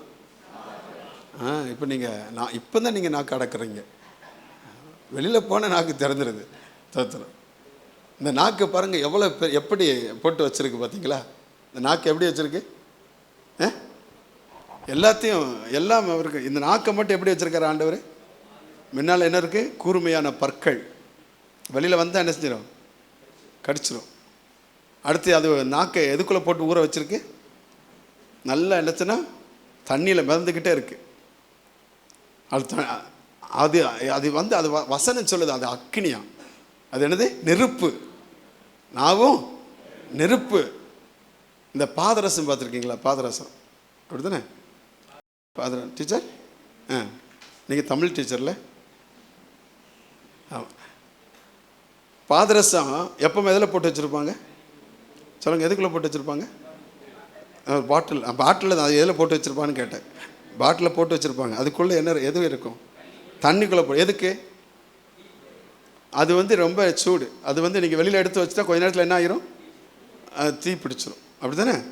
அதனால தண்ணிக்குள்ளே. நம்ம நாக்கு அப்படி தான், வெளியில் வந்துட்டுனா தீ பிடிச்சிரும். அதனால் ஆண்டவர் எங்கே போட்டிருக்கிறாரு? உள்ளே இருந்தேன். அது இழுத்து பிடிச்சி கட்டி வச்சுருக்கிறாரு, வந்துடக்கூடாதுங்கிறதுக்கு. நாக்கு ரொம்ப ரொம்ப என்ன, அதை வந்து நம்ம அடக்க பழகணும். வசனம் என்ன சொல்லுது? நம்ம ஸ்தோத்திரம் வாசித்து பாருங்களேன். யாக்கோப்பு 3ஆம் அதிகாரம், யாக்கோப்பு 3ஆம் அதிகாரம், நம்ம ஸ்தோத்திரம் 5ஆம் வசனத்தை பாருங்கள். 5ஆம் வசனத்தை, அப்படியே நாவானது சிறிய அவயமாக இருந்தும் பெருமையானவைகளை பேசும். நாவ எதை பேசும்? தோத்தம். அது எதான்? அது பார்த்தீங்கன்னா அது பார்த்தா சிறுசு தான், ஆனால் அது பேசுறது பெருசு. பெருசாக பேசும். அடுத்து, சிறிய நெருப்பு எவ்வளவு பெரிய காட்டை நினச்சினா கொளுத்தி விடும். நம்ம ஸ்தோத்திரம். நான் முக்குடல் பக்கத்தில் ஒரு போர்டு பார்த்தேன். அதாவது என்னச்சுன்னா அதில் அப்படி அது எழுதியிருந்தது, ஒரு மரம் பல தீக்குச்சிகளை என்ன செய்யும்? கொடுக்கும். ஒரு என்னச்சுன்னா தீக்குச்சி பல மரங்களை என்ன செய்யும்? எரிக்கும். பல மரங்களை எரிக்கும். ஒரு மரத்தில் பல தீக்குச்சிகளை எடுத்துடலாம், ஆனால் ஒரு என்னச்சுன்னா தீக்குச்சில பல மரம் என்ன செஞ்சிடும், அழிஞ்சு போகும். இது வந்து நெருப்பு. இது என்னது? நெருப்பு. இந்த சிறிய நெருப்பு எவ்வளவு பெரிய காட்டை கொளுத்து தெரியுமா? சில வீடை கொளுத்துது பார்த்தீங்களா? அதெல்லாம் இதுதான். அடுத்த வசனம் பாருங்களேன். அடுத்த வசனம் நாவு நெருப்பு தான், அது அநீதி நிறைந்த உலகம். நம்முடைய அவயங்களில் நாவானது முழு சரீரத்தை என்ன செய்தான்? கரைப்படுத்தி ஆயுள் சக்கரத்தை என்ன செய்தான்? கொளுத்து விடுகிறதாயும் நரக அக்கினினால் கொளுத்தப்படுகிறதாயும் இருக்கிறது. தோத்திரம். அதனாலதான் ஆண்டுடைய வசனம் சொல்லுது, அம்மே ஸ்தோத்திரம், புத்தி உள்ள ஸ்திரீ புத்தி அற்றவளோ கையினால் அதை என்ன செய்றா? அதை இன்னொரு பாட்டுனா நாவினால் இடிக்கிறார். நம்ம நாக்கு ரொம்ப என்னச்சுன்னா ஸ்தோத்திரம், அது ரொம்ப முக்கியம். அதை வந்து ரொம்ப கண்ட்ரோல் பண்ண தெரியும். என்ன மிஞ்சி இந்த நாக்கு வரக்கூடாது. அதில் ஒரு கண்ட்ரோல் நமக்குள்ள இருக்க பழகணும். அதில் பாருங்க, இன்னும் 8ஆம் வசனத்தை பாருங்க. 8ஆம் வசனம், நாவை அடக்க ஒரு மனுஷனாலும் கூடாது, அது அடங்காத பொல்லாங்குள்ளதும் சாவுக்கு ஏதோ விஷம் நிறைந்தது. அப்ப நாக்கு எப்படிப்பட்டதா? நெருப்பு, விஷம், அல்ல பொல்லாங்கு. ஐயோ, நாக்குக்கு என்னென்ன பேரெல்லாம் இருக்கு பாருங்க. அது எங்க வச்சிருக்கிறோம்? நம்மகிட்ட தான் இருக்கு. அவ்வளவு பயங்கரமானது. அது காட்டை கொளுத்துமா, வீட்டை உடைக்குமா. அது வந்து அவ்வளவு எங்க ஆபத்தானது இந்த நாக்கு. அது என்ன சின்ன ஸ்தோத்திர, சாவுக்கு அதன் விஷம் நிறைந்ததா இருக்கிறது. அடுத்த வசனம் பாருங்க. அடுத்த வசனத்துல அமைஸ்தோ, அதனால் நாம் பிதாவாகிய தேவனை துதிக்கிறோம், தேவனுடைய சாயல் உண்டாக்கப்பட்ட மனுஷன் அதனால் என்ன செய்யணும்? சபிக்கிறோம். அது சாபத்துக்குரியது. அடுத்து 10ஆம் வசனத்துல பாருங்க, துதித்தலும் சபித்தலும் ஒரே வாயிலிருந்து புறப்படுகிறது. என் சகோதரர் இப்படி இருக்கலாமா? இருக்கக்கூடாது. அப்ப இந்த நாக்கு என்னச்சுன்னா கண்ட்ரோல் பண்ணணும். அல்ல சொல்லுங்க. அப்படி கண்ட்ரோல் பண்ண நம்ம எப்படி இருக்கிறோம்? அதுக்கு ஆசீர்வாதம் என்ன? அதே யாக்கோப்பு என்னச்சுன்னா 3ஆம் அதிகாரம் 2ஆம் வசனத்துல பார்த்தீங்கன்னா ஆண்டுடைய வசனம் சொல்லுகிறது, நாம் எல்லாரும் அநேக விஷயங்களில் தவறுகிறோம். ஒருவன் சொல் தவறாதவனானால் அவன் பூர்ண புருஷனும் தன் சரீரம் முழுவதையும் கடிவாளத்தினால் அடக்கி கொள்ளக்கூடியவனுமாயிருக்கிறான். அல்லேலூயா. இந்த இந்த இந்த இந்த நாக்கை நம்ம அடக்க பூர்ண புருஷனாகலாம். பூர்ண புருஷன். இன்னொரு வசனம் நீதிமொழிகள் 13:3 பாருங்க. நீதிமொழிகள் 13:3 பாருங்க. அவன் தன் வாயை காக்கிறவன் தன் பிராணனை காக்கிறான். தன் வாயை காக்கிறவன் எதை காக்கிறான்? தன் உதடுகளை விரைவாய் திறக்கிறவனோ கலக்கம் அடைவான். தோத்திரம். அங்க சமாதானம் கெட்டு போகும். அப்ப தன்னுடைய வாயை காக்கணும். தோத்திரம். கர்த்தருக்கு மயம் உண்டாதாக. ரொம்ப என்ன சின்ன திறந்துடக்கூடாது. அடுத்து இன்னொன்று நீதிமொழிகள் 21:23 பாருங்க. 21:23 தன் வாயை தன் நாவையும் காக்கிறவன் தன் ஆத்துமாவை இடுக்கண்களுக்கு விலக்கி என்ன செய்யணும்? காக்கிற நம்ம ஆத்துமாவை இடுக்கண்கள். அப்போ எதெல்லாம் நம்ம காக்கணும், எதெல்லாம் அடக்கணும்? ஆண்டுடைய வசனம் சொல்லுது, உன் ஆவியை நீ என்னச்சுன்னா அடக்கணும். 2வது என்னச்சுன்னா ஸ்தோத்திரம், உன்னுடைய மனதை நீ அடக்கணும். 3வது உன்னுடைய சரீரத்தை நீ அடக்கணும். 4வது நீ என்னச்சுன்னா ஸ்தோத்திரம், உன் நாக்கை நீ என்னச்சுன்னா அடக்கணும். அல்லேலூயா. அதை அடக்கணும், பூர்ண புருஷனா மாறலாம். அதை அடக்கணும் நினைச்சுன்னா ஆத்மாவை பாதுகாத்து கொள்ளலாம். அதை அடக்கணும் பிராணன் நினைச்சுன்னா தப்பி வைக்கலாம். எனவே இந்த என்னச்சுன்னா ஸ்தோத்திரம், இந்த காரியம் நமக்குள்ளாய் கண்டிப்பா இருக்கணும். அல்லேலூயா சொல்லுங்க. அல்லேலூயா. அடுத்து நமக்குள்ள இருக்க வேண்டியது எதுல நம்ம நினைச்ச எதை அடக்கணும் அப்படின்னா மாமிச இச்சைகளை அடக்கணும். எல்லாருக்கும் இந்த சரீரம் ஒன்று இருக்குன்னா அதுல கண்டிப்பா மாமிச இச்சை இருக்கும். தோத்திரம். ஆனா அந்த இச்சைகள் என்னச்சுன்னா மேலோங்கி வெளிப்படாதபடி அதை நம்ம அடக்க பழகணும். எப்படி அடக்க முடியும்? மாமிச இச்சைகளை எப்படி அடக்க முடியும்? வசனம் என்ன சொல்லுது? கலாத்தியர் புத்தகம் 5ஆம் அதிகாரம் 24ஆம் வசனத்தை பாருங்களேன். கலாத்தியர் புத்தகம் 5:24 பாருங்க. 5:24 கிறிஸ்துனுடையவர்கள் தங்கள் மாமிசத்தையும் அதன் ஆசை இச்சைகளையும் எதில் அறைஞ்சிருக்கிறாங்க? அப்ப மாமிச இச்சைகள் எதில் அறையணும்? சொல்லுங்க. எதில் அறையணும்? சிலுவையில் அறையணும். தோத்திரம். அது நம்ம மேலும் விடக்கூடாது. ஸ்தோத்திரம். அது எழுப்பி வரும் பொழுதெல்லாம் அந்த சிலுவையிலிருந்து வடிகிற இயேசுவின் ரத்தம், நமக்காய் காயப்பட்ட இயேசுவின் கல்வாரி சிலுவையில நாம் அந்த மாமிசங்களை என்ன அடிக்கணும். நம்முடைய பலவீனத்தை ஏற்றுக்கொண்டாரே, நம்முடைய அக்கிரமத்தை ஏற்றுக்கொண்டாரே, ஸ்தோத்திரம் ஏற்றுக்கொண்ட அந்த ஆண்டவரை நினைத்து அந்த சிலுவையில கிறிஸ்துடையவர்கள் அந்த மாமிச இச்சை நம்மை கரைபடுத்தாதபடி அடக்க பழகணும். அல்லேலூயா சொல்லுங்க, அல்லேலூயா. அந்த வசனம் சொல்லுங்க பாருங்க, 16ஆம் வசனத்தை பாருங்க. அது 5:16 பார்த்தீங்கன்னா 5:16 பாருங்க. 5:16 ஆவிக்கேற்றபடி நடந்து கொள்ளுங்கள், அப்பொழுது மாமிசத்தின் இச்சைகளை நீங்க என்ன செய்ய மாட்டீங்க, நிறைவேற்றாதிருப்பீர்கள்.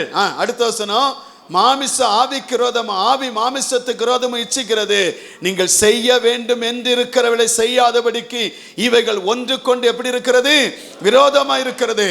ஆவியினால் நடத்தப்படுவீர்களானா நீங்க நியாயப்பிரமாணத்துக்கு கீழ்ப்பட்டவர்கள், மாமிசத்தின் கிரியைகள் வெளியரங்கமாகின்னு சொல்லி விபச்சாரம், வேசித்தனம், அசுத்தம், காமவிகாரம், விக்கிரக ஆராதனை, பில்லி சூனியம், பகை, விரோதங்கள், வைராக்கியங்கள், கோபங்கள், சண்டைகள், பிரிவினைகள், மார்க்க பேதங்கள், பொறாமைகள், கொலைகள், வெறிகள், களியாட்டுகள், இவைகள் முதலானவைகளே, இப்படிப்பட்டவைகளை செய்கிறவர்கள் தேவனுடைய ராஜ்யத்தை சுதந்தரிப்பது இல்லை என்று முன்னே நான் சொன்னது போல இப்பொழுதும் உங்களுக்கு நான் சொல்லுகிறேன்.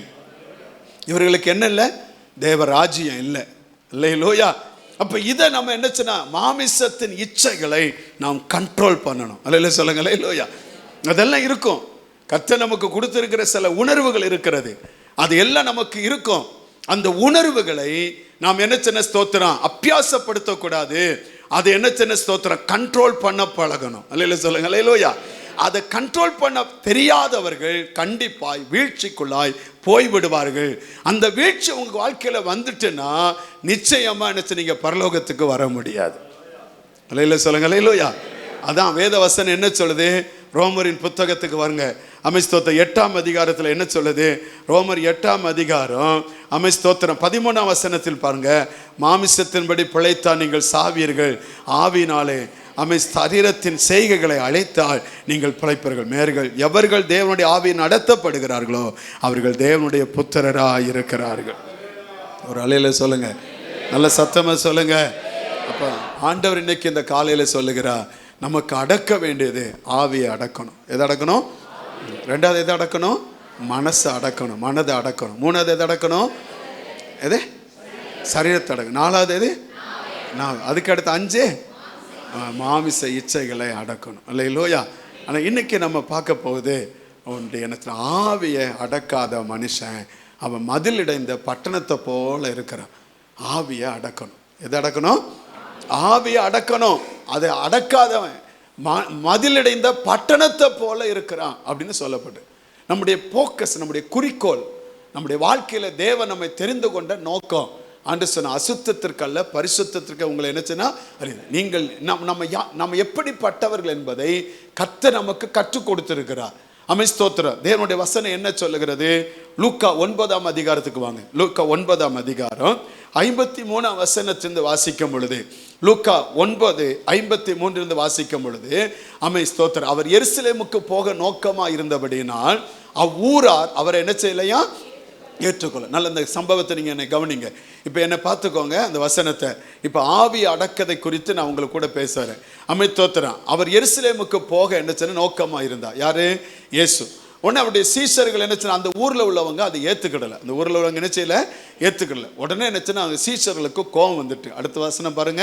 அடுத்த வசனத்துல பாத்தீங்கன்னா, அவருடைய சீஷரா யாக்கோப்பும் யோவானும் அதை கண்ட போது, ஆண்டவரே, எலியா செய்தது போல வானத்தின் அக்கினி இறங்கி இவர்களை அழிக்கும்படி நாங்கள் கட்டளையிட உமக்கு சித்தமா என்று கேட்டார்கள். நல்ல வேளைக்கு அவன் கட்டளையிடாம போட்டான் பாருங்க. தோத்திரம். இப்படி கட்டளையிட்டு இருந்தா, ஏன் இப்படி விரோதமா இருக்கிறவங்களாம் கட்டளையிட்டு இருந்தா இன்னைக்கு நம்மளாம் உயிரோட இருந்திருக்க மாட்டோம். ஒருவருக்கொருவர் நம்ம பழி வாங்கியிருப்போம். இல்லையா? ஒருவருக்கொரு நம்ம என்ன பட்சித்து நம்ம அழிந்திருப்போம். ஸ்தோத்திரம். அவன் சொல்லுது, ஆண்டவரே, நல்ல வேலைக்கு கொஞ்சம் புத்தி இருந்தது. சொன்னா, உமக்கு நாங்கள் கட்டளையிட உமக்கு சித்தமா அப்படின்னு கேட்டாங்க. அதனால ஆண்டு சொல்லிட்டாரு, எப்ப நீ அப்படி நினைக்கிறப்பா, எனக்கு சித்தமே இல்லை, என் சித்தம் வேற. இல்லையா? உன் சித்தம் வேற, என் சித்தம் வேற. என்ன அதுக்கடுத்து என்ன சொல்லுறாரு பாருங்க, அடுத்த வசனம் பாருங்க. அவர் சொல்லுகிறாரு, அவர் திரும்பி பார்த்து நீங்கள் இன்ன ஆவி உள்ளவர்கள் என்பதை ஒரு அலையில சொல்லுங்க பார்க்கலாம். நம்ம என்ன ஆவி உள்ளவங்க?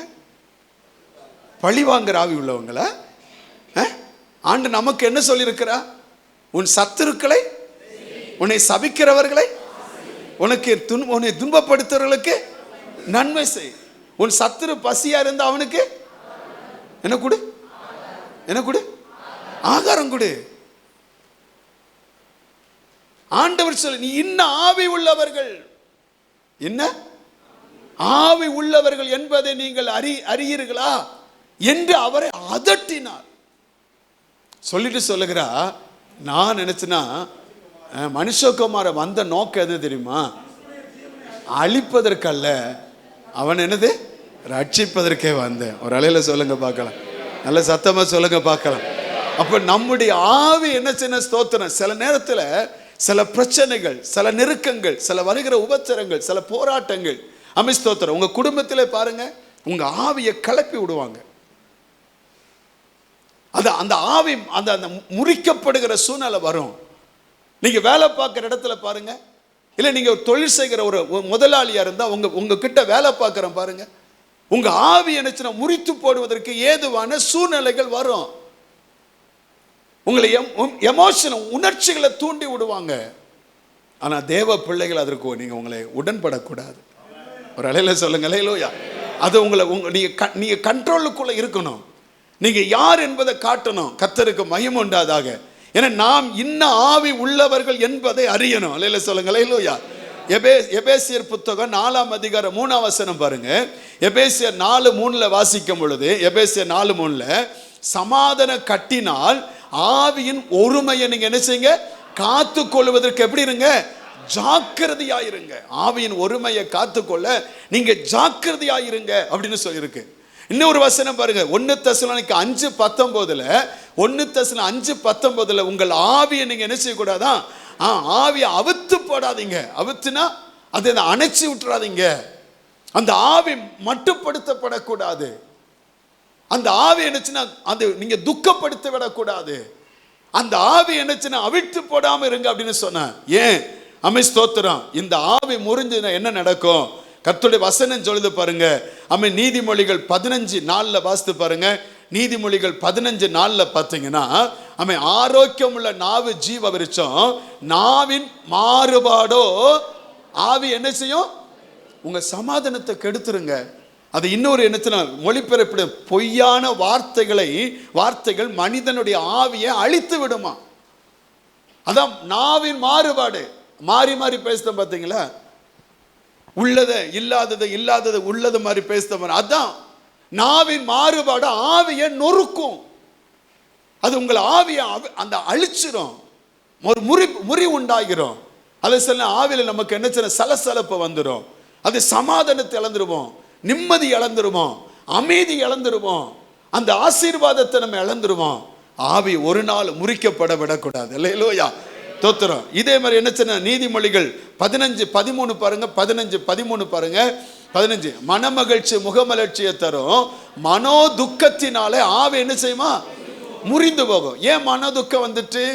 மனதுக்கம் வர காரணம் மாறுபாடான வார்த்தைகள், செயல்பாடுகள். அது நம்முடைய வாழ்க்கையில் என்னச்சுன்னா அந்த மன துக்கம் அது நம்ம ஆவியை முறித்து போடும். அதே 17ஆம் அதிகாரத்தில் நீதிமொழிகள் 17:22 பார்த்தீங்கன்னா, 17:22 மனமகிழ்ச்சி நல்ல ஔஷதம், முறிந்த ஆவியோ எலும்புகள் என்ன செய்யுமா? உலர பண்ணும். சில நேரத்தில் நீங்கள் நடக்கும் பொழுது இந்த கொஞ்சம் வயசாகிட்டுன்னு வச்சுக்கோங்களேன், தோத்திரம். இந்த முழங்கால் என்ன செய்யும்? இப்படி பார்த்தா என்ன செய்யும்? கடக்குன்னு சத்தங்க பார்த்துருக்கீங்களா? அது என்ன ஆயிட்டு? அந்த அந்த அந்த முழங்கால் என்ன செய்யுன்னா அதில் என்னச்சுன்னா ஒரு பிசின் தன்மை இருக்கும். அந்த அது என்னச்சுன்னா நமக்கு அப்படி நல்லா என்னச்சுன்னா இந்த கிரீஸ் போட்டால் எப்படி இருக்கிற அதை மாதிரி என்னச்சுன்னா அந்த சத்தம் வராமல் இருக்கும் பார்த்தீங்களா? அதை மாதிரி இருக்கிற என்னச்சுன்னா அதெல்லாம் போயிட்டு தேஞ்சு போச்சு. அதனால இப்போ என்ன ஆகுது? அப்போ ஒன்று வந்தால் என்ன ஆகும்? நடக்க முடியாது, ஒரு படி ஏற முடியாது, உலர்ந்து போச்சு. இன்னைக்கு அநேகருடைய என்னச்சுன்னா உலர்ந்து போன வியாதி வந்துடும். நம்ம வாழ்க்கையில் என்னச்சுன்னா ஆவியை ஒரு நாளும் முறிச்சு விட்டுறக்கூடாது. அல்லையில சொல்லுங்க, அல்லையில உங்க ஆவியை காத்துக்கொள்ளுங்க. அல்லையில சொல்லுங்க, அல்லையிலோயா. ஆவியை நம்ம அடக்க பழகணும். இந்த உலகத்தில் வர எந்த செயல்களும் எந்த மனுஷன் நம்முடைய ஆவியை கெடுத்துடக்கூடாது. அதில் ஒரு தேவ பிள்ளை ரொம்ப ஜாக்கிரதையாக இருக்கணும். ஒரு அலையில சொல்லுங்க பார்க்கலாம், நல்ல உற்சாகமாக சொல்லுங்க பார்க்கலாம், சந்தோஷமா அல்லேலூயா. ஒரு நாள் ஒரு மனுஷன் என்ன செய்ய, ஒரு தேசத்தில் இருக்கிற இன்னொரு தேசத்துக்கு யுத்தம் நடந்தது. அப்படி 2 தேசத்துக்கு யுத்தம் நடக்கும் பொழுது ஒரு தேசத்தில் இருக்கிற ஆட்கள் போய் அந்த தேசத்தில் இருக்கிற என்னச்சுன்னா யுத்தம் பண்ணி அதை ஜெயித்து அங்கே இருக்கிற இளவரசரை தூக்கிட்டு வந்துட்டாங்க. இளவரசரை தூக்கிட்டு வந்து ராஜாவிடத்துல கொடுத்துட்டாங்க. ராஜாவே, இந்த தேசத்தில் நினைச்ச வெற்றி பெற்றோம், அங்கே இருக்கிற இளவரசரை கொண்டு வந்துட்டோம் அப்படின்னு. உடனே இந்த இளவரசரை பார்த்தாரு, ரொம்ப இளமையா இருக்கிறார். உடனே பார்த்த உடனே ராஜாவுக்கு உடனே நினைச்சுன்னு சொன்னாரு, இங்க பாரு, நான் உனக்கு ஒரு ஆப்ஷன் கொடுக்குறேன். நீ உயிரோட கூட நீ போனன்னு சொன்னா, நான் சொன்னதை நீ சரியா செஞ்சுட்டேன்னா நீ உயிரோட கூட போயிடலாம் அப்படின்னு சொன்னார். உடனே இவனுக்கு ரொம்ப சந்தோஷம். உடனே சரி சரி ராஜா, நான் செய்கிறேன் அப்படின்னு சொல்லிட்டான். உடனே அவங்ககிட்ட சொன்னாராம், ஒரு பாத்திரத்தில் நல்ல தண்ணி எடுத்துக்கும். உங்ககிட்ட என்ன கொடுக்கப்படும்? ஒரு பாத்திரத்தில் நிறைய தண்ணி கொடுப்போம். ஒரு குறிப்பிட்ட எல்கை குறிப்போம். அந்த குறிப்பிட்ட எல்கைக்கு இந்த பாத்திரத்தை நீ எடுத்துட்டு நான் குறிக்கப்பட்ட நேரத்துக்கு முன்னால போய் நீ அங்கே சேரணும். ஆனால் ஒரு சொட்டு தண்ணி கூட என்ன செய்யக்கூடாது, கீழே என்ன செய்யக்கூடாது, சிந்தக்கூடாது. அப்படி சிந்துனா என் வாள் ஏந்தி நிற்கிற என் வீரர்கள் உன் பின்னால நிற்பாங்க. நீ ஒரு சொட்டு தண்ணி சிந்தினாலும் அந்த வாள் உன்னை என்னச்சுன்னா அது உன் மேல என்னச்சுன்னா அது பழி வாங்கும். உடனே எப்படியாவது உயிர் தப்பிக்கணுமே, அவன் உடனே என்னச்சுன்னா சரின்னு சொல்லிட்டான். இவன் கையில பாத்திரம் கொடுக்கப்பட்டது. அந்த பாத்திரத்தை என்னச்சுன்னா கையில என்னச்சுன்னா வாங்கிட்டு அவன் உடனே என்னச்சுன்னா நான் நின்றுட்டு இருக்கிறான். இப்ப ராஜா சொல்லுகிறார், எஸ் போட்டுனா. 2 சைடு ரொம்ப ஆட்கள்லாம் கூட்டம். ஒரு சைடு கூட்ட ஆட்கள்லாம் பார்த்து என்னச்சுன்னா அவனை நல்லா என்கரேஜ் பண்ணுதாங்க, நல்ல சத்தம் போட்டு கூச்சல் போட்டு அவனை என்னச்சுன்னா நல்லா உற்சாகப்படுத்துதாங்க. இன்னொரு பக்கம் ஆட்கள் பார்த்தீங்கன்னா அவங்கள பார்த்து என்னச்சுன்னா அதிகமா என்னச்சுன்னா அவங்கள பார்த்து என்னச்சுன்னா ஏளனம் பண்ணுதாங்க, கேவலமா பேசுதாங்க, அற்பமா என்னதாங்க, அப்படி என்னச்சு சத்தம் போட்டு என்னச்சுன்னா அவங்கள இது பண்ணுதாங்க. ஆனா இவன் வந்து என்னச்சுன்னா போய் லக்கு அடைஞ்சிட்டு என்னச்சுன்னா ராஜாவிடத்தில் என்னச்சுன்னா வந்தா, மறுபடியும் திருப்பி வந்தாங்க. ராஜா என்னச்சுன்னா அவனை கை தட்டி அவனை வரவேற்றாரு. இப்போ ராஜா சொன்னாரு, இங்க பாரு, நான் உனக்கு இன்னொரு என்னச்சுன்னா காரியத்தை உனக்கு சொல்லுதேன். நீ ஜெயிச்சிட்ட, உன் உயிர் தப்பி வைக்கப்பட்டது. ஆனா நீ போகும் பொழுது ஒரு கூட்டம் உன்னை ஏளனப்படுத்துச்சு, ஒரு கூட்டம் உன்னை கேவலமா பேசிச்சு, ஒரு கூட்டம் உன்னை கிண்டல் கேலி பண்ணிச்சு. அந்த கூட்டம் எதுன்னு பார்த்து அவங்களை எல்லாம் இந்த பட்டயத்தினாலே கொன்று அப்படின்னு சொன்னார். இன்னொரு கூட்டம் உன்னை பார்த்து என்னச்சுன்னா அந்த நேரத்தில் உன்னை உற்சாகப்படுத்துச்சு. அந்த கூட்டத்தை பார்த்து நீ என்னச்சுன்னா அவங்களுக்கு நீ வெகுமதியை கொடுன்னு சொன்னார். இவன் அமைதியா நின்றுகிட்டே இருந்தானா. இப்போ உங்களை சில நேரம் அமைதியா நீங்க கண்மூடி இருக்குங்க பார்த்தீங்களா, அதே மாதிரி அமைதியா இருந்தாங்க. ராஜா கேட்டான், சொல்லு, உன்னை கேவலமா ஏளனமா பேசினவங்க யாரு, அவங்களை இப்ப என்ன செய்வான், வெட்டு. இன்னொரு ஆள் என்ன செய்யணும், நல்ல உன்னை உற்சாகப்படுத்துற அவங்களை என்ன செய்ய, பரிசு கொடு, மட்டன் பிரியாணி கொடு. அவர் ஒன்ன பார்த்தாராம், ராஜாவே, நான் இங்கிருந்து போகும் பொழுது எனக்கு தெரிஞ்சதெல்லாம் ஒரு சொட்டு தண்ணி கீழே என்ன செய்யக்கூடாது, விழக்கூடாது. என் லக்கை நீங்கள் குறித்த நேரத்தில் போய் அடையணுமே தவிர நான் வந்து வேற யாரெல்லாம் பேசினாங்க, யாரெல்லாம் என்னச்சுன்னா என்னை பாராட்டினாங்க, யாரெல்லாம் என்னை ஏளனமாக பேசினாங்க, அது எனக்கு போக்கஸாகவே தெரியல. என்னுடைய போக்கஸ் எல்லாம் நான் அடைய வேண்டிய லக்கை அடையணும். அல்லேலூயா. நம்ம ஆவியை அநேக நேரத்தில் டிஸ்டர்ப் பண்ணதற்கு பாராட்டுகிற ஒரு கூட்டம் இருக்கும், ஏளனம் பண்ணுகிற கூட்டம் இருக்கும். ஸ்தோத்திரம். ஒரு கூட்டம் நம்மளை என்னெல்லாமோ பேசலாம், ஒரு கூட்டம் நம்மளை எவ்வளவோ என்னச்சுன்னா ஸ்தோத்திரம் ஏளனம் பண்ணலாம். ஆனால் நமக்கு தேவையானது ஸ்தோத்திரம் லக்கு அடையணும், வெற்றி பெறணும். அல்லேலூயா. நாம் காரியத்தை சாதிக்கணும். அல்லேலூயா சொல்லுங்க. அல்லேலூயா. அதுதான் நம்முடைய நோக்கமாய் மாறணும். ஸ்தோத்திரம். அதனால என்னச்சுன்னா இடையில வருகிற எந்த காரியமும் நம்முடைய ஆவியை டிஸ்டர்ப் பண்ணி விடக்கூடாது. அதை நம்ம காத்துக்கொள்ள வேண்டியது நம்முடைய ரொம்ப ரொம்ப கடமை. அல்லையில சொல்லுங்க அல்லேலூயா. இன்னொரு சம்பவத்தை என்ன உங்களுக்கு சொல்லுகிறேன். கர்த்தருக்கு மகிமை உண்டாவதாக. ஆண்டவருடைய நாம மகிமைப்படட்டும். என்னாகும் புத்தகம் 20ஆம் அதிகாரத்துக்கு வாங்க. என்னாகும் 20ஆம் அதிகாரத்தில் 2ஆம் வசனத்திலிருந்து 13ஆம் வசனம் வரையும் அங்கே என்ன ஸ்தோத்திரம், மோசேயினுடைய ஆவியை அமை ஸ்தோத்திரம் டிஸ்டர்ப் பண்ணுகிற ஒரு கூட்டத்தை குறித்து அங்கே வாசிக்கிறோம். அமை ஸ்தோத்திரம் அதை குறித்து என்ன அங்கே வசனம் அழகா சொல்லுகிறது. அந்த இடத்தை நீங்க வாசித்து பார்த்தீங்கன்னா அமை ஸ்தோத்திரம் ஜனங்கள் என்ன ஸ்தோத்திரம் அங்கே காதேசில் தங்கி இருக்கிறாங்க. அவங்க தங்கி இருக்கும் பொழுது அவங்களுக்கு குடிப்பதற்கு தண்ணீர் இல்லை. உடனே என்னச்சுன்னா அந்த ஜனங்கள் எல்லாரும் சேர்ந்து ஆரோனுக்கும் மோசேக்கும் விரோதமாக அவர்கள் கூட்டம் கூடி அவர்கள் முறுமுறுக்க ஆரம்பித்தார்கள். அவங்க சொன்ன வார்த்தை என்ன, எங்க என்னச்சுன்னா சகோதரர்கள் தேவ சந்நிதியில் மாண்டு போனதை போல நாங்களும் மாண்டு போனால் நலமா இருக்கும் என்று அவர்கள் என்ன சொல்ல ஆரம்பித்தார்கள். 5ஆம் வசனத்தில் அவங்க சொல்லும் பொழுது அமைஸ்தோதை விதைப்பில்லாத இடம், அத்திமரம் இல்லாத இடம், திராட்சை செடி இல்லாத இடம், மாதுளஞ்செடி இல்லாத இடம், இந்த என்ன தண்ணீர் இல்லாத இந்த கெட்ட இடம், இந்த இடத்திற்கு எங்களை கொண்டு வந்தீரே, எகிப்தை விட்டு ஏன் எங்களை கொண்டு வந்தீர் என்று அந்த ஜனங்கள் என்னச்சுன்னா அந்த அந்த தேவனுடைய என்னச்சுன்னா ஸ்தோத்திரம் மனுஷனை மோசேக்கும் ஆரோனுக்கும் விரோதமாய் முறுமுறுக்க ஆரம்பித்தார்கள். ஆனா தேவ சமூகத்தில் போய் ஸ்தோத்திரம் மோசேயும் ஆரோனும் விழுந்தார்கள். ஆண்டவர் அவங்களோடு கூட பேசினா, மோசே நீ எழும்பு, என் சமூகத்தில் இருக்கிற கோலை எடுத்துக்கோ, எடுத்துட்டு போய் அந்த கண்மலையை பார்த்து நீ பேசு, ஜனங்கள் எல்லாம் கூட்டி அவங்க கூட அவங்க முன்னால பேசு, அந்த கண்மலை தான் வச்சிருக்கிற தண்ணியை கொடுக்கும், அதை நீங்க எல்லாம் குடிங்க, உங்க மிருக ஜீவன் குடிக்கும் என்று சொல்லி ஆண்டவர் சொல்லி அனுப்பினா.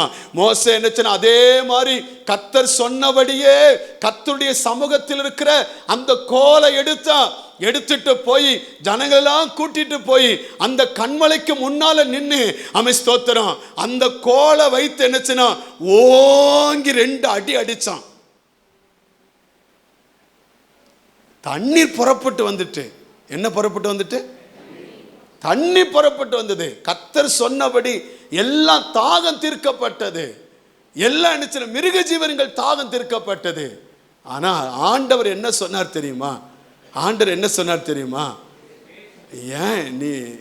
என்ன நீ பரிசுத்த கெடுத்தல் பண்ணிட்டீங்க, இந்த ஜனங்களுக்கு முன்பாக நீ நினைச்சுனா பரிசுத்தம் பண்ண வேண்டிய நீ எனக்கு பரிசுத்த கேடு உண்டாகி அவிவிசுவாசத்தை நீ என்னச்சுனா நீ செஞ்சுட்டீங்க. ஆவியை நீ கெட்டு போச்சு, இல்ல ஆவி கெட்டு போச்சு. நல்லா கவனிங்க. ஸ்தோத்திரம். இதுல ஒரு சின்ன காரியத்தை உங்களுக்கு விளக்க ஆசைப்படுகிறேன். இதே கண்மலையில ஒரு தடவை என்ன சொன்னா கர்த்தர் அடிக்க தான் சொன்னார். என்ன சொன்ன? அடிக்க சொன்ன. கண்மலை ஒரு தடவை தான் அடிக்கப்படணும். கண்மலை அடுத்த தடவை அடிக்கப்படக்கூடாது. கண்மலை பார்த்து பேச தான் செய்யணும். கண்மலையாகிய கிறிஸ்து நம்முடைய ஆண்டவர் ஒரே ஒரு தடவை மட்டும்தான் அவர் சிலுவையில் அடிக்கப்பட வேண்டும். அவர் மறுபடியும் நாம் அடிக்கக்கூடாது. அவரை பார்த்து பேசத்தான் செய்யணும். வசனம் என்ன சொல்லுகிறது? எபிரேயர் புத்தகத்துக்கு வாங்க, 6ஆம் அதிகாரம் 4ஆம் வசனத்திலிருந்து வாசித்து பாருங்க.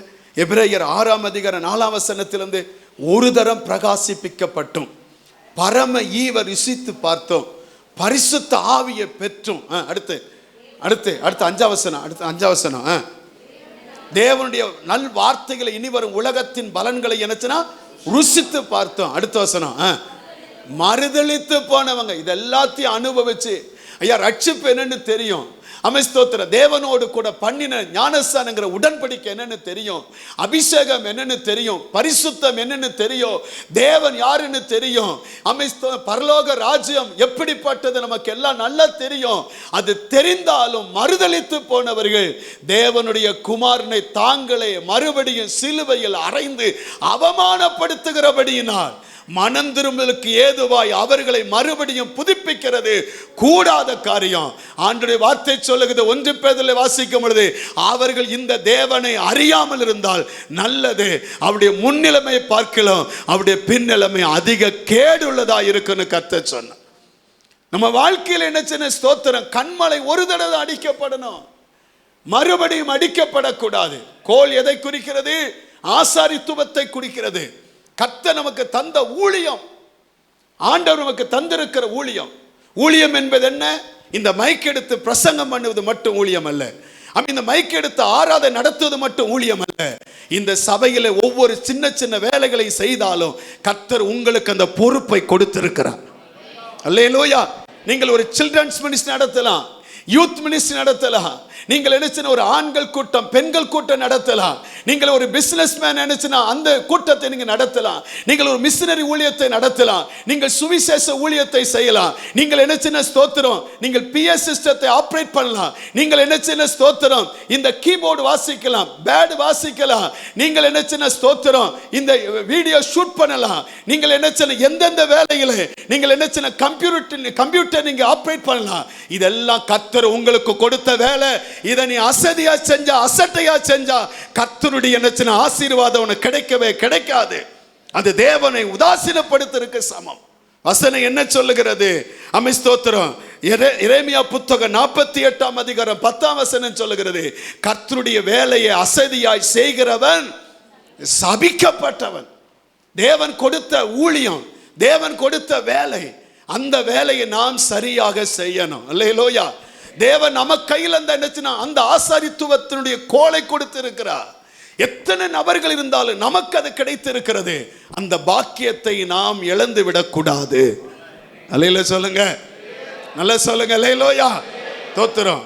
அதை இழந்து விடக்கூடாது, அதில் அசதியா இருக்கக்கூடாது, அதில் நம்ம என்ன அசட்ட பண்ணக்கூடாது. கர்த்தர் தந்த ஊழியத்தை நாம் சிறப்பாக செய்ய என்னால் என்ன முடியுமோ அது மனிதனுக்கு அல்ல, அதை நான் கர்த்தருக்கு செய்கிறேன். அந்த ஊழியத்தை கர்த்தர் கொடுத்த ஊழியத்தை அசட்டையாய் பண்ணினார் தோத்திரம் நாம் சபிக்கப்பட்டவர்கள் என்று வேதம் நமக்கு சொல்லுகிறது. அல்லேலூயா. அது நானா இருக்கலாம், நீங்களா இருக்கலாம். தோத்திரம். நான் இந்த இடத்துல எவ்வளவு பிரசங்கம் பண்ணலாம், ஆனால் நான் அதற்கு தகுதி இல்லாதவன் இருந்தால் அதனுடைய விளைவை நான் சந்திக்க தான் ஆகணும், அதை சந்தித்து தான் ஆகணும். நம்ம வாழ்க்கையில் என்ன கர்த்தர் கொடுத்த ஊழியம். ஆண்டவருடைய வார்த்தை என்ன சொல்லுகிறது? 2 தீமோத்தேயு 2ஆம் அதிகாரம் 5ஆம் வசனத்துல பாருங்க. 2 தீமோத்தேயு 2:5 வாசிக்கிறோம். ஸ்தோத்திரம். ஒருவன் மேலும் ஒருவன் மல்யுத்தம் பண்ணினாலும் சட்டத்தின்படி பண்ணாவிட்டால் என்ன செய்யப்பட மாட்டானா? முடிசூட்டப்படும். வெற்றி எப்போ தெரியுமா? சட்டத்தின்படி செய்யணும். உங்களுக்கு நியமிக்கிற அந்த கோட்டில் ஓடணும். அல்ல சொல்லுங்க. அது அந்த ட்ராக் நீங்க மாறக்கூடாது. உங்களுக்கு சில்ட்ரன்ஸ் மினிஸ்ட்ரி சில்ட்ரன்ஸ் மினிஸ்ட்ரி, உங்களுக்கு யூத் மினிஸ்ட்ரி யூத் மினிஸ்ட்ரி, உங்களுக்கு என்ன ஸ்தோத்திரம் கிளீனிங் மினிஸ்ட்ரி அது கிளீனிங். உங்களுக்கு என்ன ஊழியமோ அதுதான். அந்த ஊழியத்தை நீங்க சிறப்பாக செய்யுங்க. அதுல உங்களுக்கு கர்த்தர் கொடுத்த ஞானம், கர்த்தர் கொடுத்த விவேகம், கர்த்தர் கொடுத்த அறிவு, கர்த்தருக்கு பயப்படுகிற பயத்தோடு அந்த ஊழியத்தை நீங்கள் செய்யுங்கள். சட்டத்தின்படி செய்தால் மட்டும்தான் அதற்கு நீங்கள் முடிசூட்டப்பட முடியும். அல்லேலூயா சொல்லுங்க. அல்லேலூயா.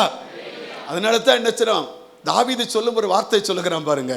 1 நாளாகமம் 15ஆம் அதிகாரத்துல 1 நாளாகமம் 15ஆம் அதிகாரத்துல 13ஆம் வசனத்தை பாருங்களேன். 13ஆம் வசனத்துல 1 நாளாகமம் 15:13 முதலில் நீங்கள் அதை சுமக்காதபடினா, எது கர்த்தருடைய பெட்டியை கொண்டு வர்றதுக்காக ஸ்தோத்திரம் சவுல் நாட்கள்ல தேடல, தாவீது நாட்கள்ல தேடினாங்க.